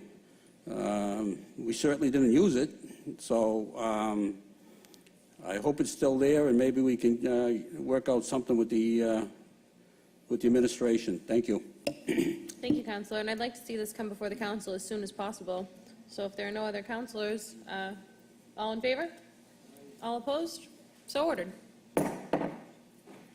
Calendar item number 25, motion presented by Councilors Rizzo, Guanasso, and Patch, that the mayor request the Public Works Department to restripe Charger Street extension between Squire Road and Ward Street. Who wants to kick this one off? Councilor Guanasso, and then we'll just go right down the line. Well, I'm going to add on in this particular motion based on the fact that, you know, it isn't portion of my ward, to share it with my brother from Ward 6, and certainly we share it with Councilor Rizzo. It's a concern based on the fact that it's a heavily traversed area, and without proper stripping, cars are going in all directions. So it's very important that we send someone down there and get that stripped as soon as possible in the order of public safety. Thank you, Madam President. Thank you. Councilor Patch. Thank you, Madam President. Again, as Councilor Guanasso said, he's got one side of the street, I got the other side. And I'm glad that Councilor Rizzo put this motion, got this motion together with us so we could fix the problem there. It's really, sometimes you don't know which way to go down on that road. I know there's been a few accidents, and this should be done sooner than later. Thank you. Thank you, Madam President. Both Council Guanasso and Councilor Patch have really said it all. It's a serious public safety issue. If there was anything that we could amend, it's that this is expedited because it is a real significant problem. As we all know, you know, Market Basket, maybe some people don't know, they generate 45,000 people a week in and out of there. So, you know, it's a very busy place, not to mention Ward Street, people going to BJ's, down to those businesses, Public Works. It's a highly traveled area, and there literally is no striping at all down there. So cars, it's like a free-for-all. And so I really think that, I mean, this could have been something, you know, that, you know, maybe could have been done with a phone call, but I think what I wanted to do is memorialize it so that this gets done and that it, you know, is maintained, because there are a significant amount of foot traffic and vehicular traffic that use this area. Thank you, Madam President. Any other counselors? On the motion, all in favor? All opposed? So ordered.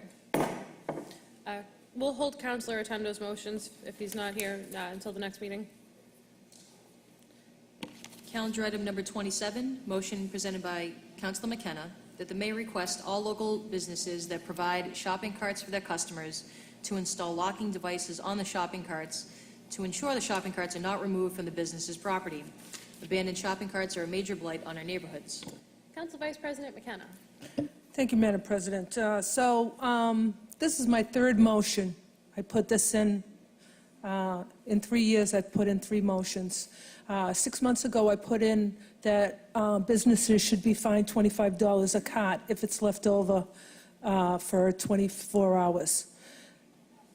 A little bit that lessened, and we didn't see too many carts around. Now it's getting to be a problem again. So some of the places like Home Depot, they do have these locking devices on the wheels that you can't take them out of the parking lot. And I would ask the mayor if he could suggest that the businesses do the same.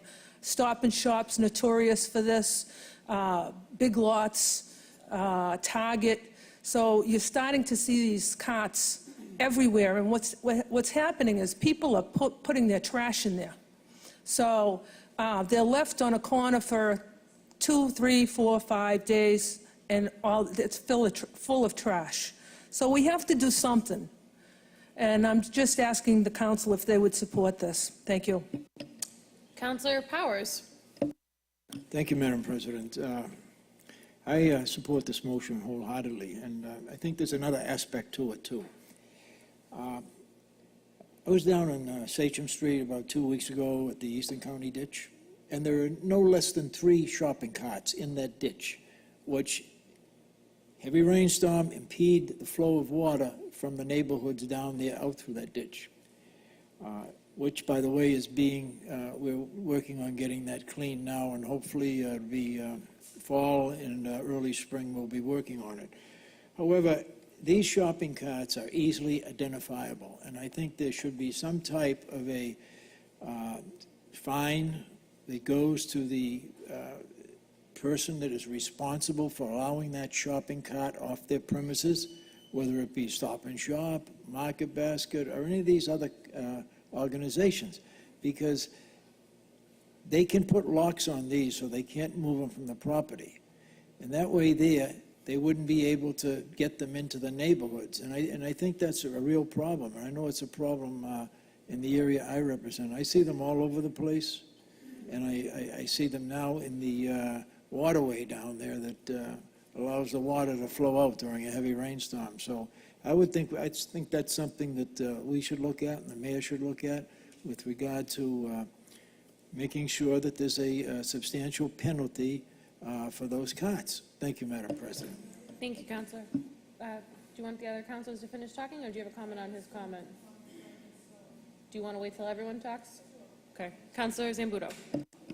Thank you, Madam President. I certainly support the motion, but as a point of information, I think we've had a shopping cart ordinance on the books for years. We've charged, I remember at one point we had some 250 or 300 shopping carts, and we were making deals with Stop and Shop and others and it seemed to solve the problem for a while. Now, I know most of these places do have locks on their carriages. Perhaps they need to be retweaked or whatever, and maybe we're not enforcing the fines like we should be, but I think if we check, we're going to find that we have an ordinance on the book, and it is enforceable. So, but I support whatever it will take to keep shopping carts off the street, obviously. But maybe that's where we need to work on them maintaining their locking systems. I guess after a while they may wear out, and the brake on those carts don't hold anymore, and they need to replace a wheel or something. So maybe it might be just solving it by educating these companies that we're going to start charging them a lot of money. We're going to hold the carts until they pay them. We're going to store them at the DPW yard, and they're going to have to pay these fines. And so I think that might be a better way to go about this, is trying to educate them as that we're going to be really enforcing the ordinance strictly, and they better get on repairing whatever they have to repair to make these carts lock so they don't leave the premises. Thank you. Thank you, Counselor. And as a point of information, before I move over to this side, the clerk did confirm that there is an ordinance on the books, so we'll have to look into the enforcement of that. Counselor Guanasso. Thank you, Madam President. Certainly for years, we've been debating this issue, and it's all too long. Nothing brings down a city more than a blighted truck or a cart left about unattended, and they leave them in any place in the city. Wherever they decide they're going to stop, that's where they stop. And I think it's a matter of enforcement. I think really that when the individual, and I brought this up before, and I got snickers from it, but the individual that's walking down the street with this shopping cart is really a criminal based on the fact that they're stealing. So we should cite that individual, give them a fine, and they'll never do it again. And even if we can't do it, we got to find an ordinance that makes it doable, because we have to stop this. It's making our city so blighted, and it brings us down so much. We can do all the beautification we want throughout the properties, and I have a couple of motions here that's going to try to help in that vein. But to see these shopping carts abandoned about with no regard for wherever they leave it is a disgrace to all of us. And it's an embarrassment to us who sit here and passing judgment for our community, allowing it to happen. So we should bring it to the proper authorities to enforce that ordinance. Thank you, Madam President. Thank you, Counselor. Why are Counselor you Novoselsky. smiling? Thank you, Madam President. I can't agree with Councilor Zambuto as much as what he said tonight, because he's absolutely correct. And I know we'd like to see it. I know that Suffolk Downs does have a locking system on the ground, but unfortunately, as the carriages break for Target and Stop and Shop, when they buy new ones, the brakes are not on there. So I think it's something that we have to advise all the folks that have these locking systems installed that they have to maintain them and keep them rolling. I know Stop and Shop has a company that drives around and picks up carts all over the city. And they know exactly where to go now, because they know who takes them, just about, and where they leave them. And I know Big Lots has a company that they hired to pick up their carts. You know, I text this company on a regular basis in my neighborhood because they're all over the place. And Target does it as they have the availability of a pickup truck to go get them. So I think it's something that we should have the mayor send letters to all these companies in the city. And also we should send a note to the site plan review committee who goes over projects that involve these shopping districts, to remind them that we want to force these people to put these locking systems in and have them installed before or during the time they're doing the construction of a new marketplace. So that's where I would go with this, and I thank you. Thank you, Counselor. Counselor Morbido. Thank you. I'm all for keeping the carriages off the street and leaving them in the parking lot. But my only question is, would this replace our current ordinance? Does this, if a business implements this locking system, does it let them off the hook? Because there are hacking systems now. The people, they're online, and that's one of the issues. I remember being in retail, that people can hack in. It's a quick hack into the system where people can unlock the carriage just by using their mobile phone. So these are things we want. There's always a way around something. So I guess I'm looking at more of, how do we enforce it? We can't enforce it right now. Okay, we have a lock-in system, but if everyone has a lock-in system, eventually someone's going to find a way out. You can't have the 16-year-old cart boy or the whoever, the woman, older gentleman, whoever the cart person is. You can't have them chasing people out of the parking lot saying, "Hey, come back with my carriage," you know? It just doesn't work that way. In the real world, people are ruthless, people are angry, people are walking long distance. They just they'll go full speed with that carriage of groceries and just walk out that parking lot. You want to put a locking system around the parking lot? That's fine, I'm all for it. But what do we do when they find a way to unlock the system? Because there are tools of doing it, ways of doing it. Thank you, Counselor. And if I may, just another point of information, I don't believe Counselor McKenna's motion is to replace that. It would be in addition to. So a hacked cart is no different than a cart without a lock. So if anything, this is an extra security to help us further enforce the motion that's already on the books. Counselor McKenna, I know you had some final commentary before we vote on this. Yes, thank you. I loved Councilor Zambuto's thought to hold the cart hostage, the city to hold the cart hostage until, because I know it adds up. I think a cart is $150 or $200 a piece. It used to be $1,000. Well, refurbished, it's less, but I think, it just makes the city look impoverished. And when people are coming by, they say, oh, Revere, oh, look at Revere, with the carts all over the place. So I love your motion, your thought, Councilor Zambuto, but I do think, Councilor Powers, I did put a motion in 6 months ago to find each cart $25. Maybe that's not enough, but I think the city needs to get tough. I really do. And they shouldn't die in the water.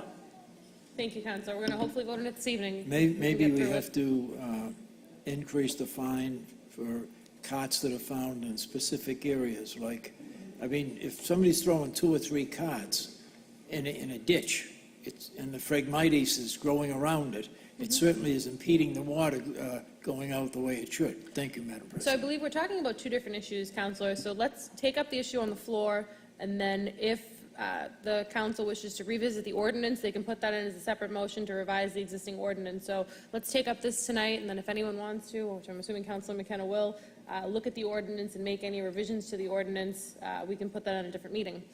But at the moment, on Councilor McKenna's motion, all in favor? All opposed? So ordered. Calendar item number 28. Motion presented by Councilor McKenna that the mayor request MassDOT to eliminate the no turn on red restriction at the intersection of Revere Beach Parkway and Winthrop Avenue. Prior to the reconstruction and reconfiguration of the traffic lights in Winthrop Avenue Bridge project, traffic did not back up. The restriction has been causing major traffic congestion and difficulties in merging onto Winthrop Avenue. Councilor Zambuto is being marked as recused from discussion on this matter. Councilor McKenna. Thank you, Madam President. So this light has been an issue since I've been a councilor. The light causes havoc. It backs up the right lane all the way past the ice skating rink. People get really impatient. They cut off people to get in line to go to the right. People are taking a no right turn. No, it's a no left turn on Vinyl Street and cutting over oncoming traffic. For a while, the police were there, they were ticketing, but not anymore. So before the bridge was repaired, there was no light there, and traffic was flowing freely. Now it's just backed up, it's bottlenecked, and I really think that the DOT should look at it and take it away. You could put signage on the street with arrows showing that you gotta keep in the lane, keep it right lane, whatever. But I think the no turn on red should go. Thanks. Any other councilors? Madam Chairman. Counselor. Madam President. I have no problem with this. I know it backs up traffic during the coming home traffic at between 4 and 6:30. I wouldn't even have an objection to do the same thing what they did at Bell Circle, to allow a right on red after a stop. It seems to work. I know in a circle it gets a little difficult because people want to do what they want to do, no matter what the rules are.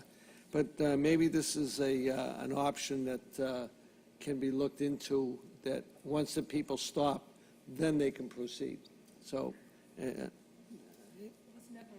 I'm just, I know I was involved in the reconstruction of the bridge very closely, and it's a 10-second delay that allows traffic coming from Winthrop Avenue from Broadway to proceed onto Revere Beach Parkway. So they felt, when I talked to them, they felt that it was a public safety problem, that if they allowed the traffic to just flow onto the Revere Beach Parkway at the same time that the vehicles coming from Winthrop Avenue were proceeding. So we can ask them, but, you know, we may want to see if we can compromise and do a right on red after stop. So, thank you. Thank you. Any other counselors?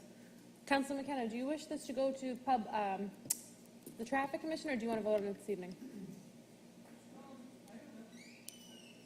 We can call it to a vote.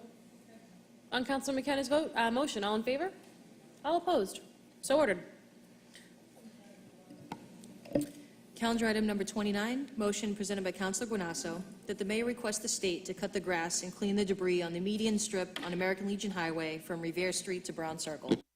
Councilor Guanasso. Madam President, based on the fact that we're doing such a great job on the area where on Squire Road, that the median strip is under our control, it seems like the state has forgotten us. Every so often, we have to remind them to cut the grass. Understandingly so, that there is a bumper guard that goes right through the middle of this median strip. I think, in all fairness, I would like to add an addendum to this particular item. I'd like to modify it by saying that they also cut it now, and in the very near future, they take into their consideration to cement the whole island, because they can't adequately get at the grass that's underneath the portion where the guardrail is. So in order to effectively keep it clean for our community, put cement. And I don't think it's a very costly thing, and in the long run, it'll save the state money. So I would like that added as a modification to this particular motion, Thank you, Councilor. and I hope the council approves it. Councilor Novoselsky. Thank you, Madam President. Madam President, I can't agree with Councilor Guanasso any more than he already said, but I would just like to make an addendum, if I could, to also extend it from Brown Circle down to Bell Circle. We're in a catch-22 here, because what's happening is the grass, the weeds are like 3 feet high, but the kids have stopped crossing the street to walk in the median strip because of it. So, but I would like to extend it to Mahoney Circle, if he would agree to that. Well, on that basis, Councilor, and through the chair, I'm concerned about, that's a very large median strip there, and that might be more cost-effective, more cost to the state. I would like to see this get done first, and then we go on to that, because this is a much smaller area. We'll clean that area up so nicely. But if you give them too big a project, they're only going to deny it. So I ask the indulgence of the council if we can get this particular area done, and then we go forward with that, the next event. Honestly, if I may, Madam President, through you to Councilor, honestly, I don't believe they're going to do it. I don't think they will they'll cut it before they put the concrete down. And I would rather see it cut now. Then leave out your portion that you asked. If I may, Councilor, I had the floor, and I didn't interrupt you. Thank you. I would rather see the grass cut now, and then ask for the concrete to be put down after the fact. Because right now, that's part of my ward and part of Council Powers' ward, coming down the American Legion Highway. And I think, we want it beautified as much as anything else also. But I, would like to see the cutting of all the grass there. If you don't agree to adding it to it, I would ask that a verbal motion be accepted following this to have the MassDOT cut the grass between Revere Street and Mahoney Circle. Thank you. That's the point I make. Cut the grass is no problem at all, and I asked for that. But I want cement to be on the portion from Brown Circle to Revere Street. That's the only portion I object to. I don't object to them cutting the grass. Obviously, I want that to happen. So if I may, Councilor, we'll vote on your motion as amended to include cutting the grass at Brown and Bell Circle and cementing Brown Circle, and we'll allow him to put in his verbal motion after. Madam President, I'd absolutely. like to also make an amendment to that, to clean up the area on 1A and the intersection of Revere Street and Oak Island Street and 1A also. Not a big deal. Put a crew out there, they do it in half a day. Thank you, Madam President. All right, on Councilor Guanasso's motion as amended. All in favor? So the motion as amended is to include cutting the grass at Brown and Bell Circles and the portion of 1A that Councilor Powers mentioned, and following, and Oak Island Street, and following that, cementing Brown Circle in any areas that cannot be cleaned or trimmed properly. Bit of information. I think you're diluting my particular motion, to be honest with you. There's an opportunity for everybody to get on board here, and certainly, I think you're watering down a situation I think that should be cleaned up, and that's my objection. I want the whole city to be clean. Absolutely. You just have to approach the podium and state your name and address for the record, and you can speak. Pat Malchiano, Sagamore Street. I'm so against cementing something. I mean, Revere's already getting too city-like with all the traffic and buildings and stuff. Cementing it would make it look so business-like. Why don't you, Revere is so into dedicating things to people. Why don't we, adopt a strip? I think, they do that in Florida. I mean, a particular You missed the area, point. you The just point adopt- is that there's a It's got to dumper. be nice and grass and There's a pretty. guardrail across the middle of it. Yeah. You can't properly maintain it. Well, it's up to you to enforce the guys to maintain it. It should be Okay. maintained. All right. Don't just, Thank just you, like, guys. just We're not going back and forth. just like the cats. Mowing the grass, They have it's to not be that big of a deal. It has to be enforced. Excuse but- me. What? I'm speaking. You're Oh, yelling at the I'm council. sorry. This is not a back and forth. We're talking about mowing the lawn under a guardrail. That's the issue that we're talking about right now. So, So, does are anyone we- else have any questions about mowing the lawn under the guardrail? No. Okay, seeing and hearing none, since there was an objection to the amendment, let's put Councilor Guanasso's motion as amended to include cleaning the grass and debris along Bell and Brown Circle, and following the cleaning of both circles, cementing the area that cannot be maintained under the guardrail. We're not going to cement all the grass. We just want to take care of the areas that they cannot properly mow or weed whack. I'll allow other councilors to put any other verbal motions for their areas they would like cleaned up after. On Councilor Guanasso's motion, all in favor? All opposed? So ordered. Councilor Novoselsky, do you have a subsequent motion? Wonderful. Councilor Powers, do you have a subsequent motion? Substitute motion was to allow for the cleaning at the intersection of 1A and Revere Street, Okay. and also the Oak Island Street and 1A. And those areas there are areas where traffic stops and people throw cigarettes out the windows, they empty their ashtrays, and I mean, it's something that has to be cleaned, and it's not a big deal. Pardon me, Councilor Patch? Thank you, Councilor It's Powers. not a big deal, and it's something that should be done. It sends a message to people that drive through our city. And you go down to Mills Avenue, and European Auto Body down there maintains that wonderfully down there.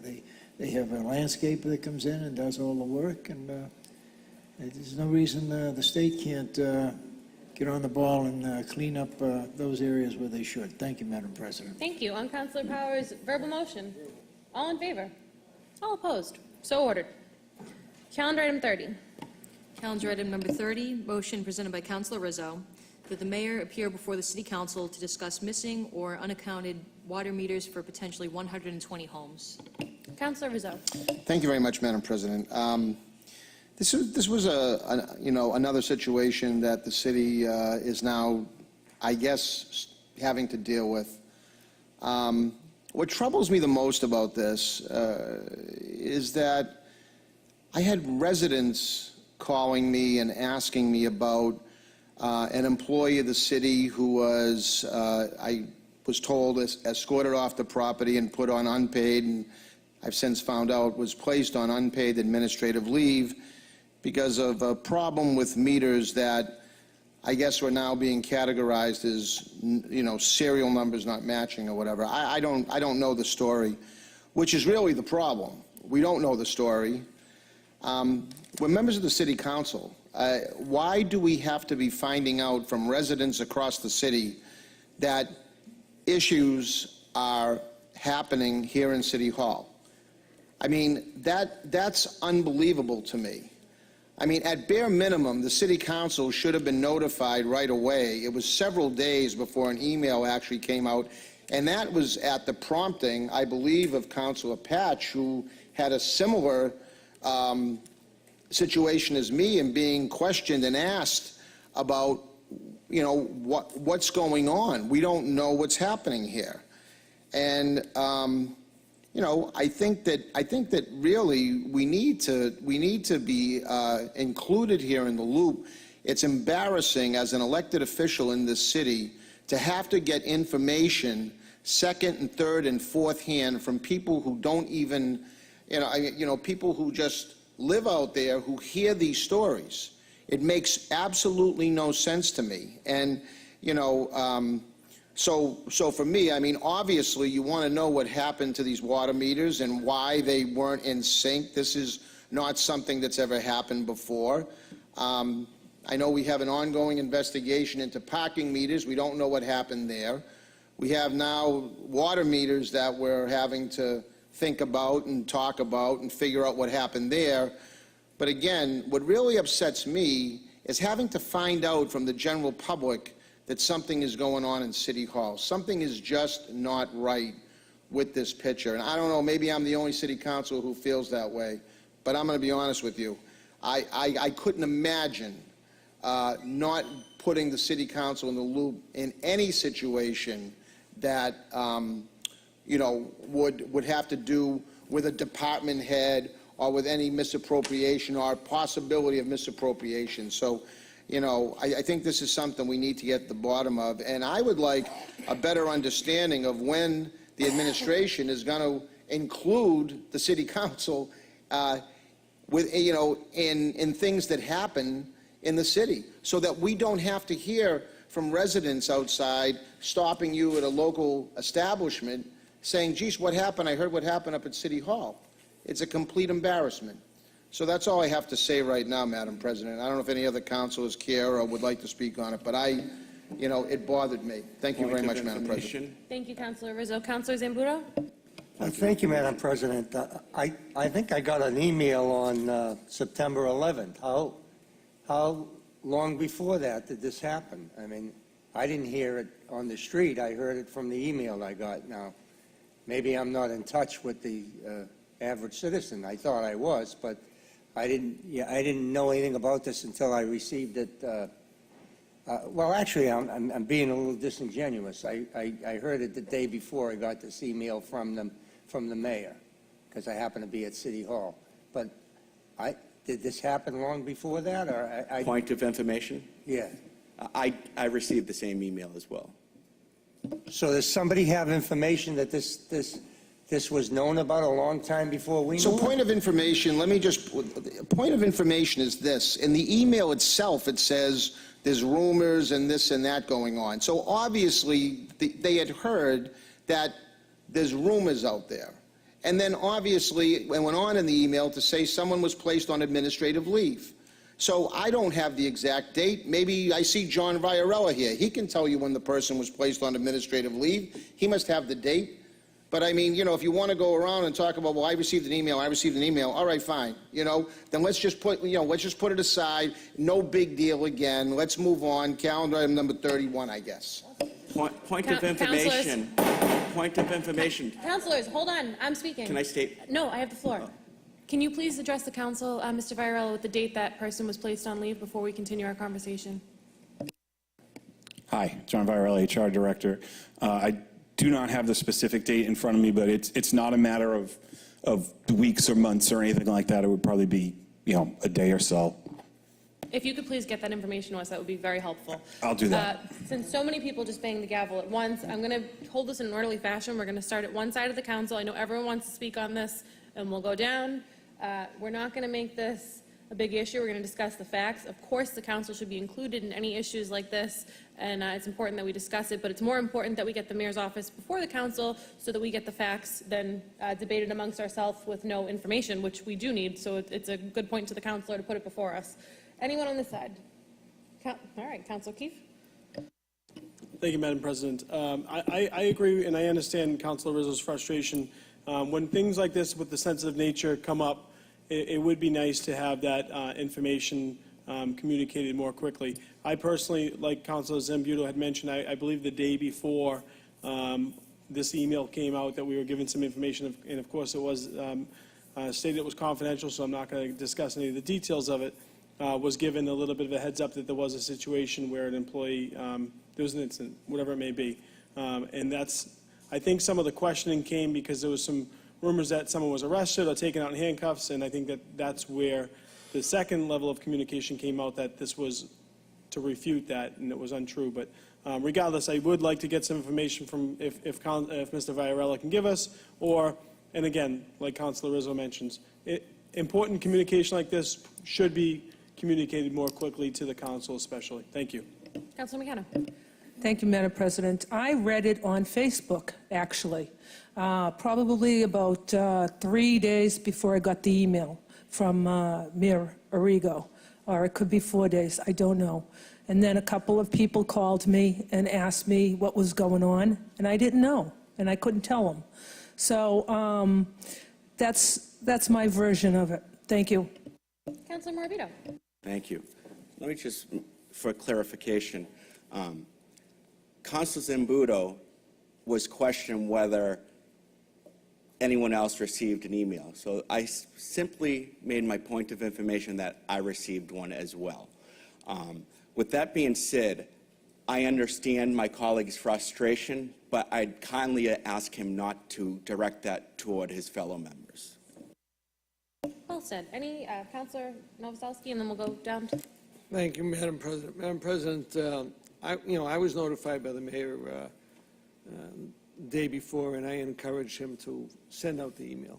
And I said, our body should know, and they're entitled to know, being leaders of the city along with he.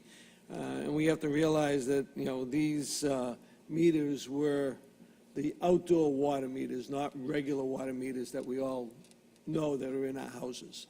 These are the special meters that people use for outdoor watering and washing their cars, filling their pools, and then they get a credit at the end of the year for not having to go through the sewage system.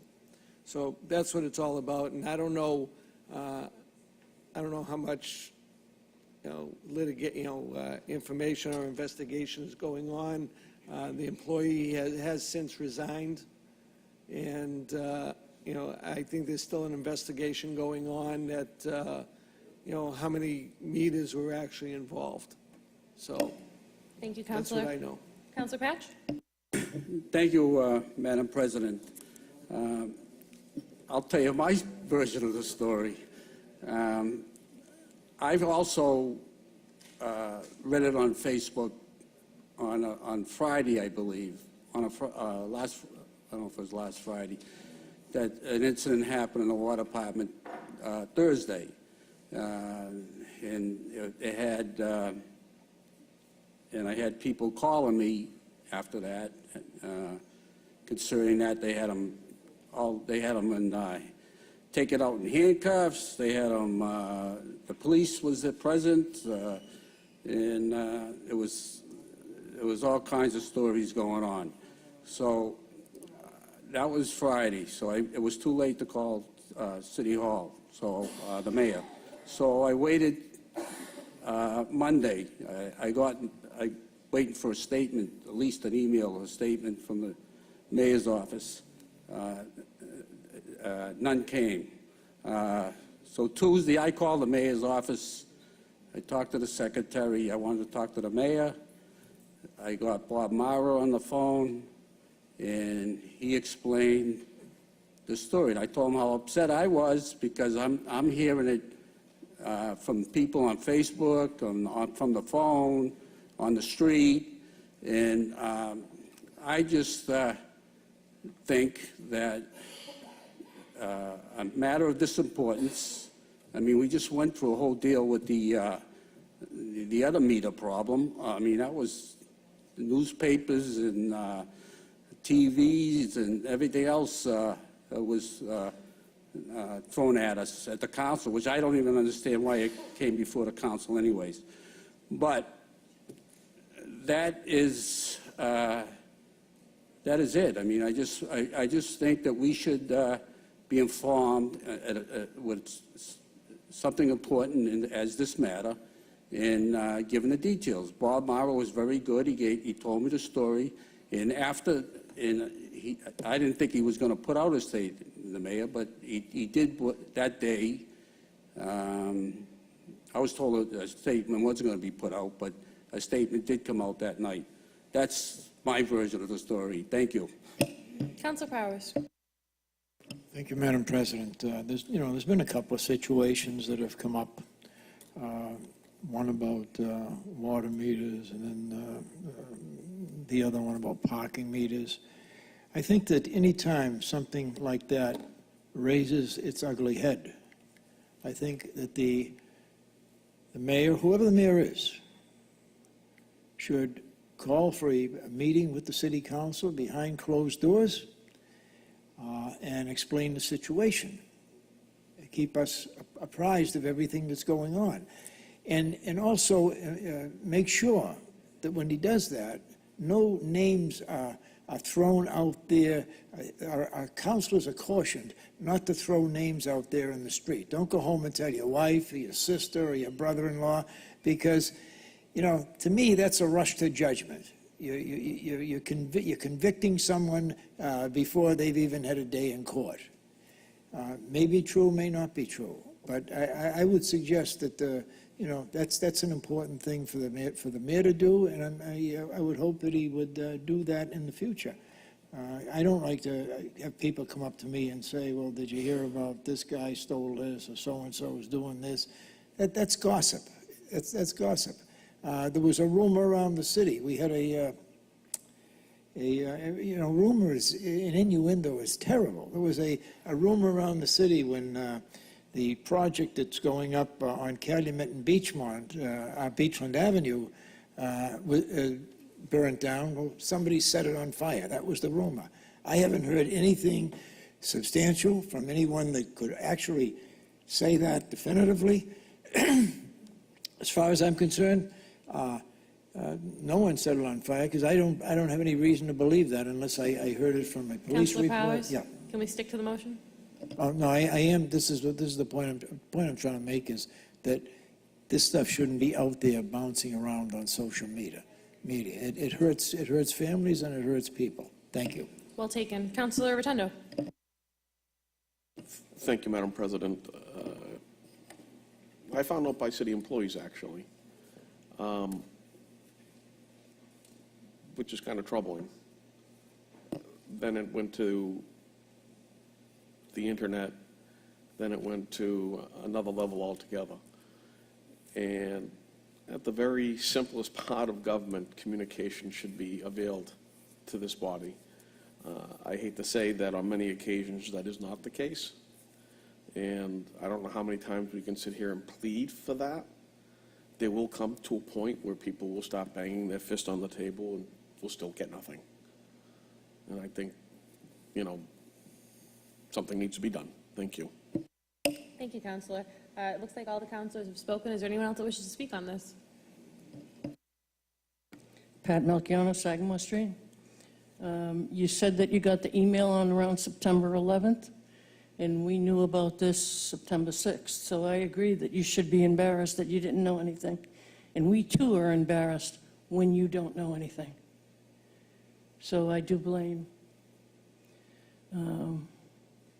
the transparency of who's not including you in this information, because we knew it as facts and you guys didn't know it yet for at least, I said 7th, and you got the email on the 11th. Mr. Varela, do you have any comments?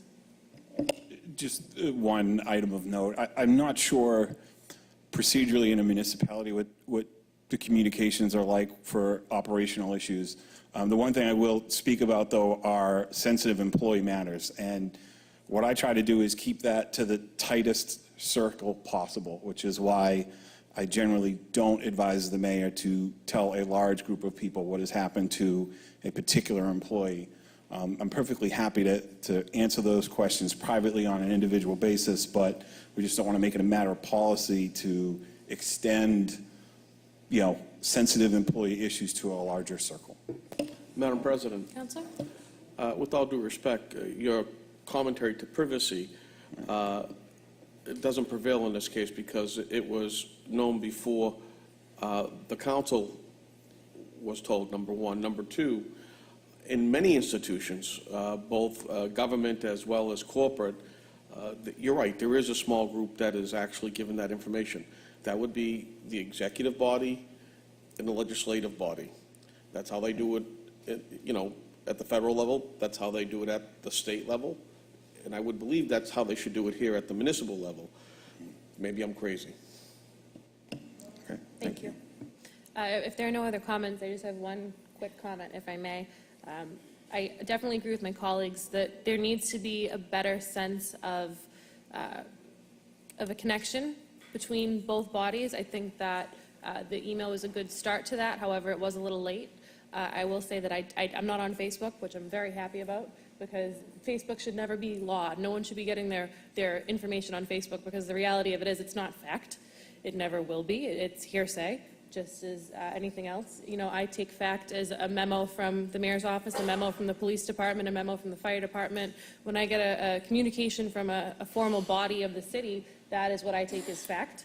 However, I appreciated the effort, and I think that it was well intended. Was it late? I don't know when the issue started, so when I get the date from Human Resources, I'll be able to make that judgment call. But in any case, the City Council should be made aware of any issues, regardless of the size, if it's small or large, as soon as humanly possible, because we need to know what's happening, because the reality of it is, as things get out, as they do, whether it be through social media or a friend or family, we need to be able to answer questions. And many times they are sensitive, and they are regarding personal issues or criminal investigations or things we can't discuss. And in those cases, it is not our place to discuss them. But in situations where it is very important that we're knowledgeable about them, because at the end of the day, that's our job. So that's all I have to say. If there are no other questions on Councillor Rizzo's motion, all in favor? All opposed? So ordered. Calendar item number 31, motion presented by Councillor Patch that the mayor requests Community Development and DPW to install new sidewalks on the northbound side of Salem Street from, and this was edited to read Cooper Terrace in place of North Marshall Street, to the Saugus line. Further, that the DPW cut back the overgrowth because pedestrians have to walk in the street at this section. Councillor Patch.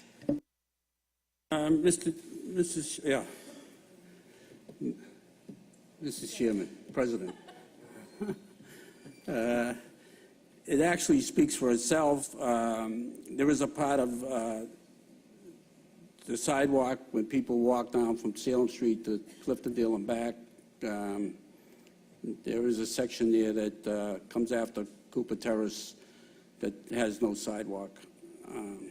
So that really speaks for itself. But if I could, Madam President, I would like to, I got some information today about North Revere, and I'd just like to use this forum to, I got a call today from the manager of Overlook Ridge. He got a permit to blast on the Revere side starting on Wednesday. So they will start blasting up in North Revere starting on Wednesday. They previously was blasting on the Malden side, so now they're back on the Revere side. So just to make you aware that that's what you're hearing. It's going to be, they're going to be stop blasting. Thank you. Thank you. Anyone else? On Councillor Patch's motion as amended, all in favor? All opposed? So ordered. Madam President, Councillor.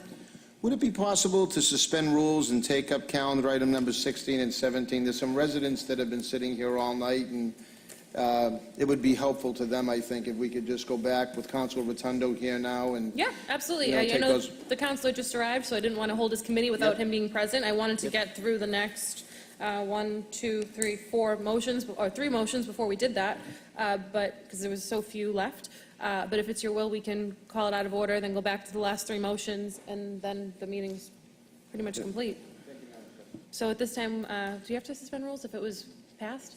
So on suspension of rules, all in favor? All opposed? So ordered. And at this time, we will take up Counselor...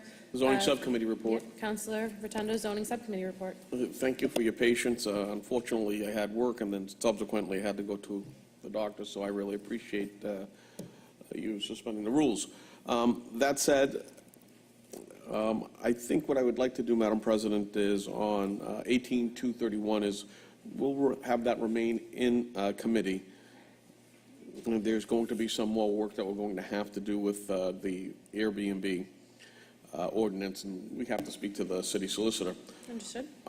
As far as 18249, an ordinance further amending the zoning ordinance of the city of Revere regarding limited industrial districts,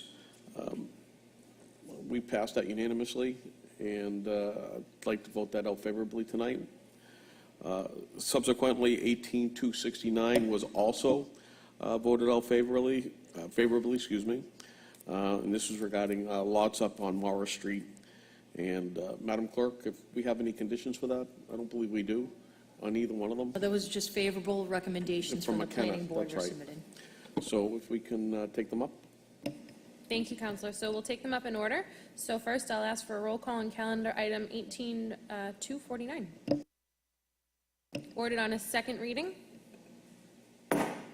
Ordered on a third and final reading. Roll call.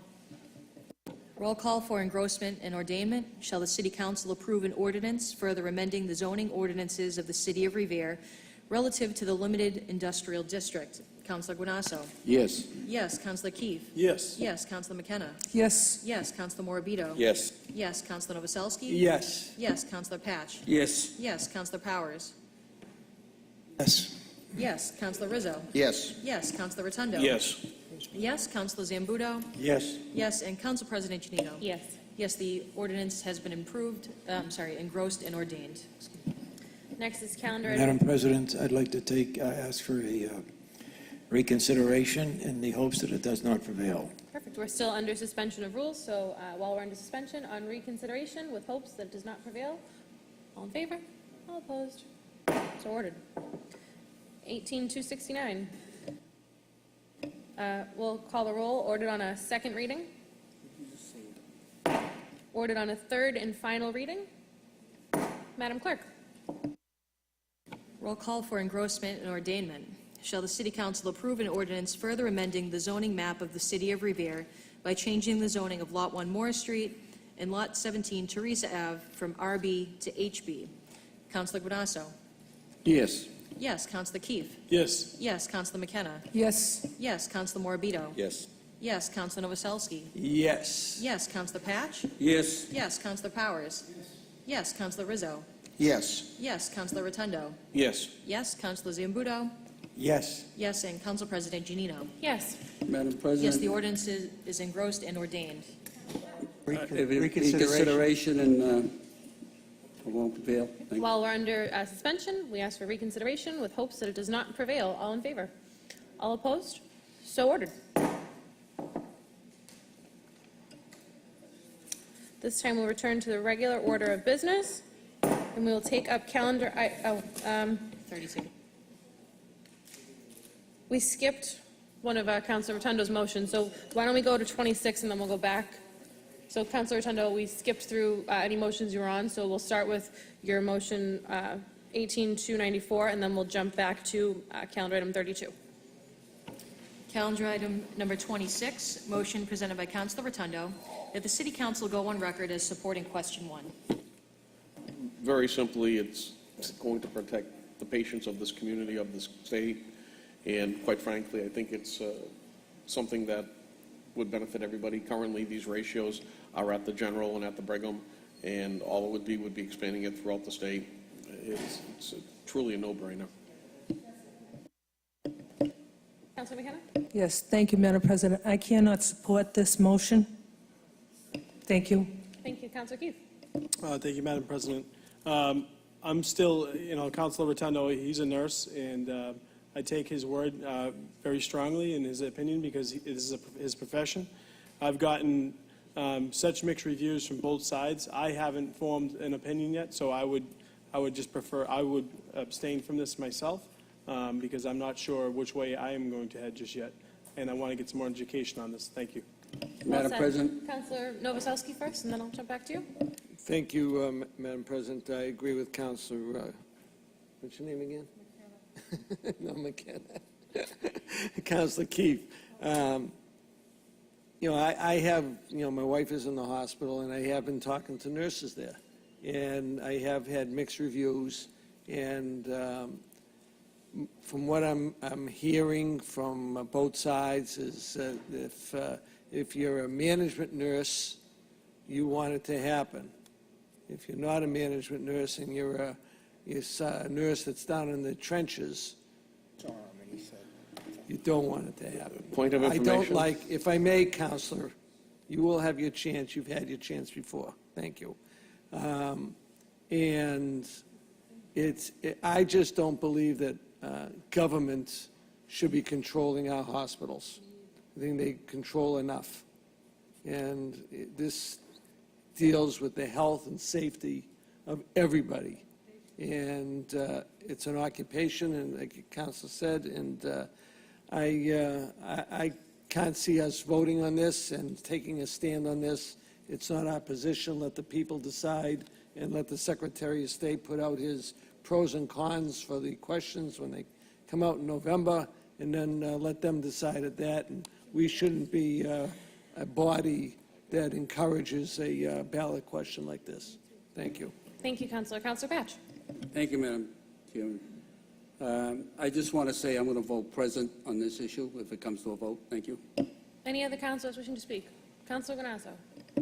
Thank you, Madam President. Last week, the Boston Globe had a very informative article in reference to this, and I read it in detail. It was quite lengthy, and it was quite amusing to me because I was determined and led by the advertising going on the medias, the amount of advertising going on for the no part of it. And then when I started to read it in depth, I started to realize that maybe that's not the right decision. So my result tonight is that I'm going to allow that to the voter to decide. I think I'm going to vote for it, but I don't want to take that and try to sway anybody. I just want the voters should make their determination. Counselor Zambudo, then Counselor Rotundo. Thank you, Madam President. I take the stand of, some of my colleagues that I don't think it's appropriate for this body to take a stand one way or the other, no matter what our personal views are. I don't think it's our place to be taking a stand on something like this. So I'm not even sure how I'm voting on this yet, but I'm gonna educate myself more on it, and I think that the citizens out there should do the same and make an informed decision. But it's not going to come from me to tell you what to do. Thank you. Thank you. Counselor Rotundo? Thank you. What I kind of find funny is when I hear people misled, and they say this is a government issue. In actuality, it's the union that's putting this forward. It's the Massachusetts Nurse Association. And in fact, I brought this same issue before this body in 2011, and it was voted on. But that said, this is an issue in which management nurses do not want this. They want no. It is the nurse that's in the field that's taking care of the 2 critically ill patients that wants this. And if you want to study up on it, I'd suggest that you look up nurse-patient ratios. The New England Medical Journal of Medicine, JAMA, they have written extensively about this. I want you to look at Newsweek, where they assess and rate hospitals. And one of the criteria is your nurse-to-patient ratio. And they cause that as a very major point as to why you should have higher nurse to patient ratios. That's why it's within that guideline. But that said, I have no problem withdrawing this motion if my colleagues feel reticent not to vote for it. I understand that. But I would tell you, there's 10 states currently trying to do it. Australia, Canada, England has nurse-patient ratios already. We're just trying to make it safer for the people here in America, in particular in Massachusetts. Thank you. Thank you, Counselor. Counselor Powers? Thank you, Madam President. Actually, I had two calls today, one for, one against. And the conversation and the criteria that they offered me was very limited. And at that time, I made a decision that I am going to pass on this. I think we still have until November to look at it, and that's something that I'm going to do very thoroughly to find out exactly what this means to patients, what it means to staff, and what it means to management. And I think these are all things that we really have to look at. And with that said, I'll pass on the vote. Thank you. Counselor Rotundo has withdrawn the motion. However, I think this is a good opportunity to just, encourage everyone to read on the ballot questions. The state does publish a list of pros and cons, so make yourself familiar with it, educate yourself on the issues, and know why you're voting a certain way. So thank you, and that will be withdrawn. This time we'll take up number 32, calendar item 18300. Motion presented by Councilor Rotundo that the mayor request the parking director and DPW superintendent to conduct a review of the parking regulations and determine if, by way of audit, violations are being issued for signage that is installed incorrectly. In addition, that the mayor request the parking director to provide the city council with a report that includes the amount of parking revenue the incorrect signage has generated over the last 2 months. Madam President? Counselor. I do want to amend it where it says signage that is broken, missing, or installed incorrectly. So, for example, I've been speaking to many people, and they're quite concerned that in some places they've been receiving tickets and there's no signage there. And I've asked them to produce that information. So what I'm trying to find out basically is if we have any correlation with this from the clerk. If we can find out if that's actually the case, and if it is, then are we generating a revenue from it incorrectly? Thank you, Counselor. Any other counselors? Madam President, Counselor just Novoselsky. a question. How would the parking, director of parking, know which parking tickets or violations have been because of incorrect signage? All his folks do is give the ticket. They don't determine whether it's right or wrong. It's at the hearing. Well, I'll give you an example. I can say that there's a woman that is on Kimball Avenue, Beach Street, that had $400 worth of tickets in a place that had no sign and kept on getting ticketed. And then had her car towed. And her 6-year-old child couldn't go to school that day. I drove them. What was the violation that the tickets were written? There was no signage. They were too close to the corner. Well, there's a state law that says 20 feet from a intersection. It's a Mass General law. Right, in the corner of Kimball and Beach, where they were, is far beyond the 20 feet. Yeah. Well, all So, she has I mean, to like do it's is been appeal measured. it. All she has to do is appeal it, and the hearing officer will look into it, and if Yeah, it's... and this they predates got Mr. pictures, Rose, yeah. just to kind of So- put that out there. Yeah. All right, thank you, guys. We won't go into personal issues. We'll allow, the counselors to be resources for any residents that had any issues and get them to the appropriate place. Any other counselors have any questions on this? No? All right, on the motion, all in favor? All opposed? You amended the motion, correct? So on the motion is amended, all in favor? All opposed? So ordered. Calendar item 34. Motion presented by Councilor Guanasso that the mayor request the building inspector to appear before the City Council to explain why the owner of 37, and that should read Tuttle Street in place of Temple Street, has been allowed to have siding in disrepair hanging from his home. In addition, that the building inspector explain why the owner of 35 Tuttle Street has been allowed to have a fence in disrepair leaning against the adjacent property's fence. Councilor Guanasso.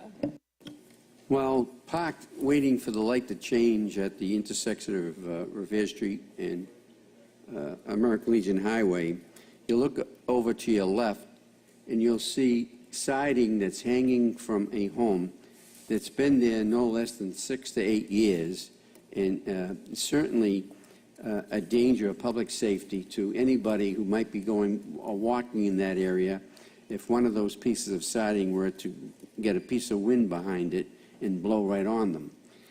Not to say the least that the unsightly manner in which its appearance doesn't do any reflection of good to our community.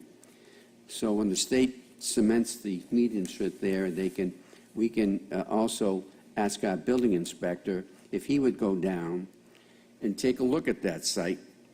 And I know I brought it to his attention before, and this is the reason why I bring it to this body's attention tonight, based on the fact that I didn't get any results from it. And then when you go further onto 35 Tuttle Street, you see one fence, and then you see a brown fence leaning against it. And now that's been there for 6 to 8 years.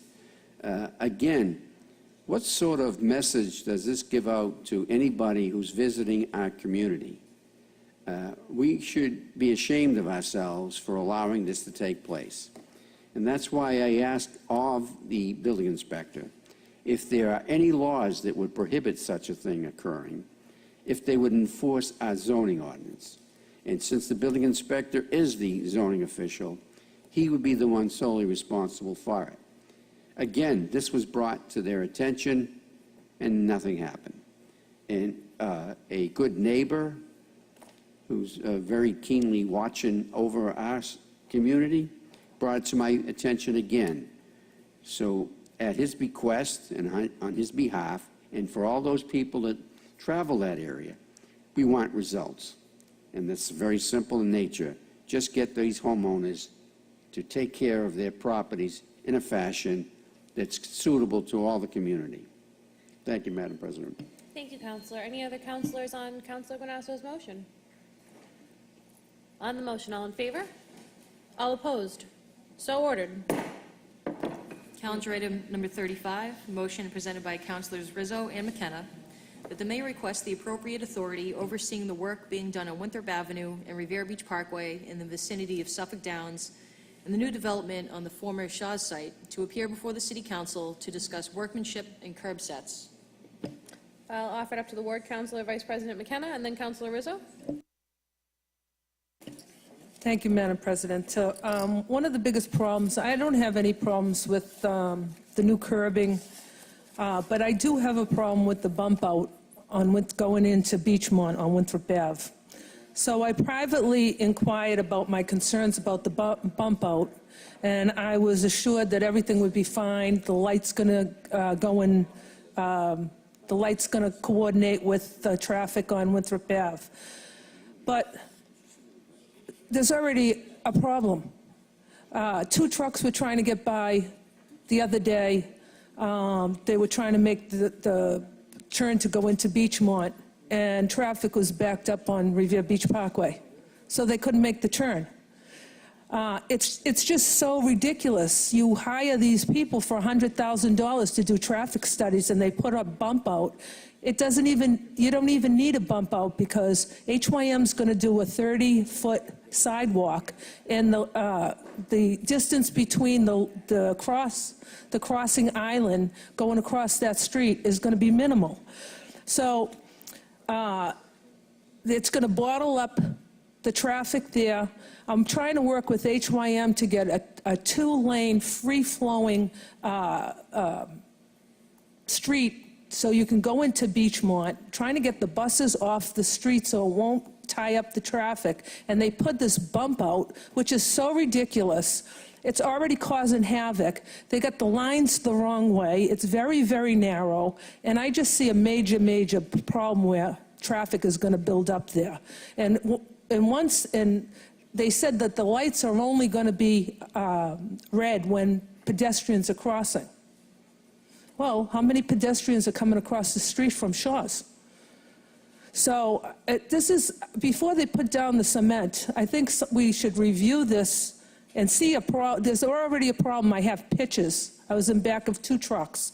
I really do think that it's going to limit the flow of traffic. It's going to bottleneck there. It's going to create traffic all the way down to the police station, maybe, you know, above that. So I really think that we should take another look at this. And the other thing, I was told that there was a public meeting on this, and I wasn't aware of it. And, you know, I am the ward councilor, and that's my side, because the other side's Iris. And I just think I should have been informed what was going on there before they did it. So thank you very much. I'm kind of upset about this whole thing. And I just want to say that I've got a number of calls. A number of Beachmont residents have talked to me about it, and they're very upset. The businesses are upset. So, and it all falls on me. So I want a review of this. I want, when the buses are letting the kids out and the buses are going into Beachmont during school hours, during 4, 5, 6, 7 rush hour, I want a review. I don't want you to put the cement down until we have a review. Thank you. Thank you. Councilor Rizzo. Thank you very much, Madam President. I couldn't agree more with Councilor McKenna. This flare-out on Winthrop Ave, it's dangerous and it's unnecessary, and it's already causing problems. You know, for those of you who haven't seen it, it's worth a ride down. And in fact, a couple of Beachmont residents called me who are familiar. They're actually contractors themselves, and even showing the workmanship that's down there. You know, I know Council McKenna had alluded to the fact you didn't have a problem with the curbing and the curb sets, but if you look at them and you have it explained to you by people who understand it, this, you know, we got grant money down there for this, and part of that grant money included, I don't know why, and I've never seen a private developer get their own traffic signal, but for whatever reason, they were able to get their own traffic signal down there. But in addition to that, we're getting some new curbing and lots of old curbing, used curbing. It just doesn't make any sense to me. I mean, does Revere really need to be a hit-and-run city by these contractors that come in and do this work? It just makes no sense to me. There's got to be some oversight there, and I hope and pray there is, because this really needs to be looked at. The workmanship down there is, at best, suspect, at best. And, you know, when you have a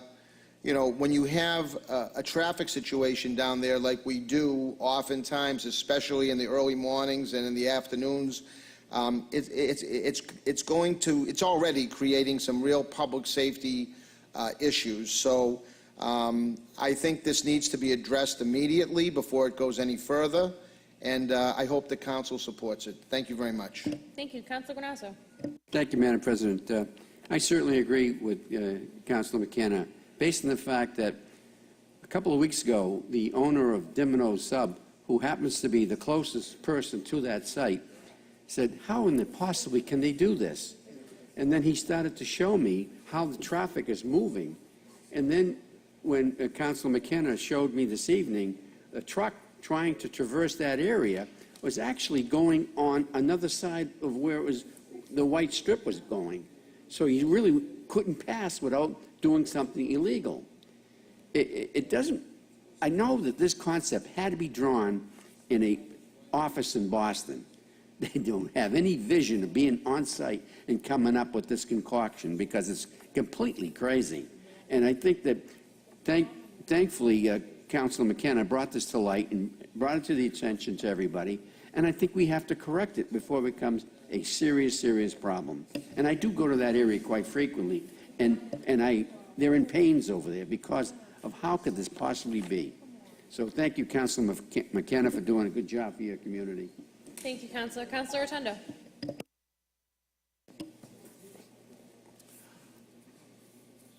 I'm just wondering when the city the various developers in the state are going to start communicating to ensure that we have, appropriate thoroughfares in our community. We're the most inundated in the area, considering that we have close to 500,000 vehicles traverse our city every day. What troubles me is that area is going to be a bigger choke point than we can imagine. And, Councilman McKenna, it's not your fault. It's not your job. I understand you take it seriously. I understand that, you're a forward thinker. It's not your job. That's a department head within this building. That's their job. It's someone at the state's job. And it needs to be coordinated between the developers, because if not, we're gonna continue to have more problems like this. So we need to get Mr. O'Brien up here and figure out what's going on, and have someone communicate these issues and these needs to the appropriate level of government, and get it done fast before someone gets killed. So if we can get that done, thank you. Thank you, Counselor. Any other counselors in the motion? On Counselor McKenna and Rizzo's motion, all in favor? All opposed? So ordered. It's just noted that Councilor Zambudo was recused from discussion on that matter. Perfect. Okay. At Late- this time, we'll go into late motions and late communications. Late motions, calendar item number 36. This is a motion presented by Councilor Rotundo that the following amendment to the zoning ordinances of the City of Revere be ordered to a public hearing. This is regarding the townhouse definition Madam within Clerk, the zoning ordinance. Can we strike LI first before we go into that, as we've spoken about? Do you have the amended? I just want to remove LI. No, I don't. So I okay. just So want to I remove did. LI from it. I did. Yep.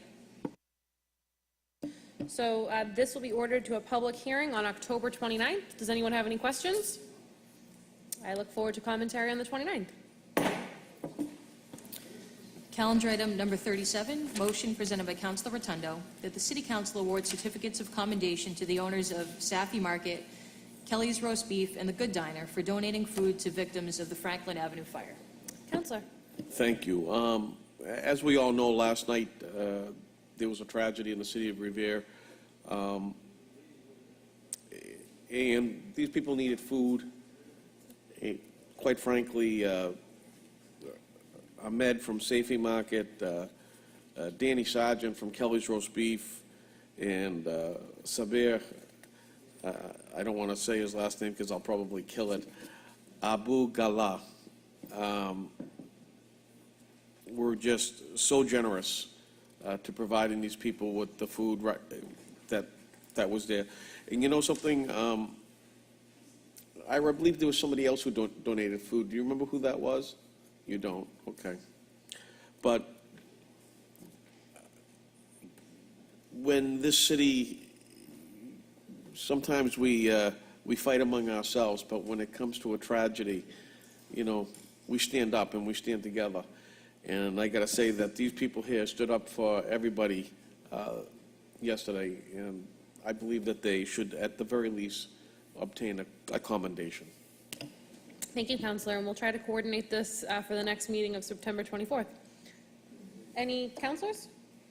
On the motion, all in favor? All opposed? So ordered. There's one item at the beginning of the meeting when we had our moment of silence. We missed calendar item number 2, so Madam Clerk. Approval of the journal of the regular meeting of August 27th. On the motion, all in favor? All opposed? So ordered. There's no further business. Councilor Novoselsky, did you have a point that you wish to make?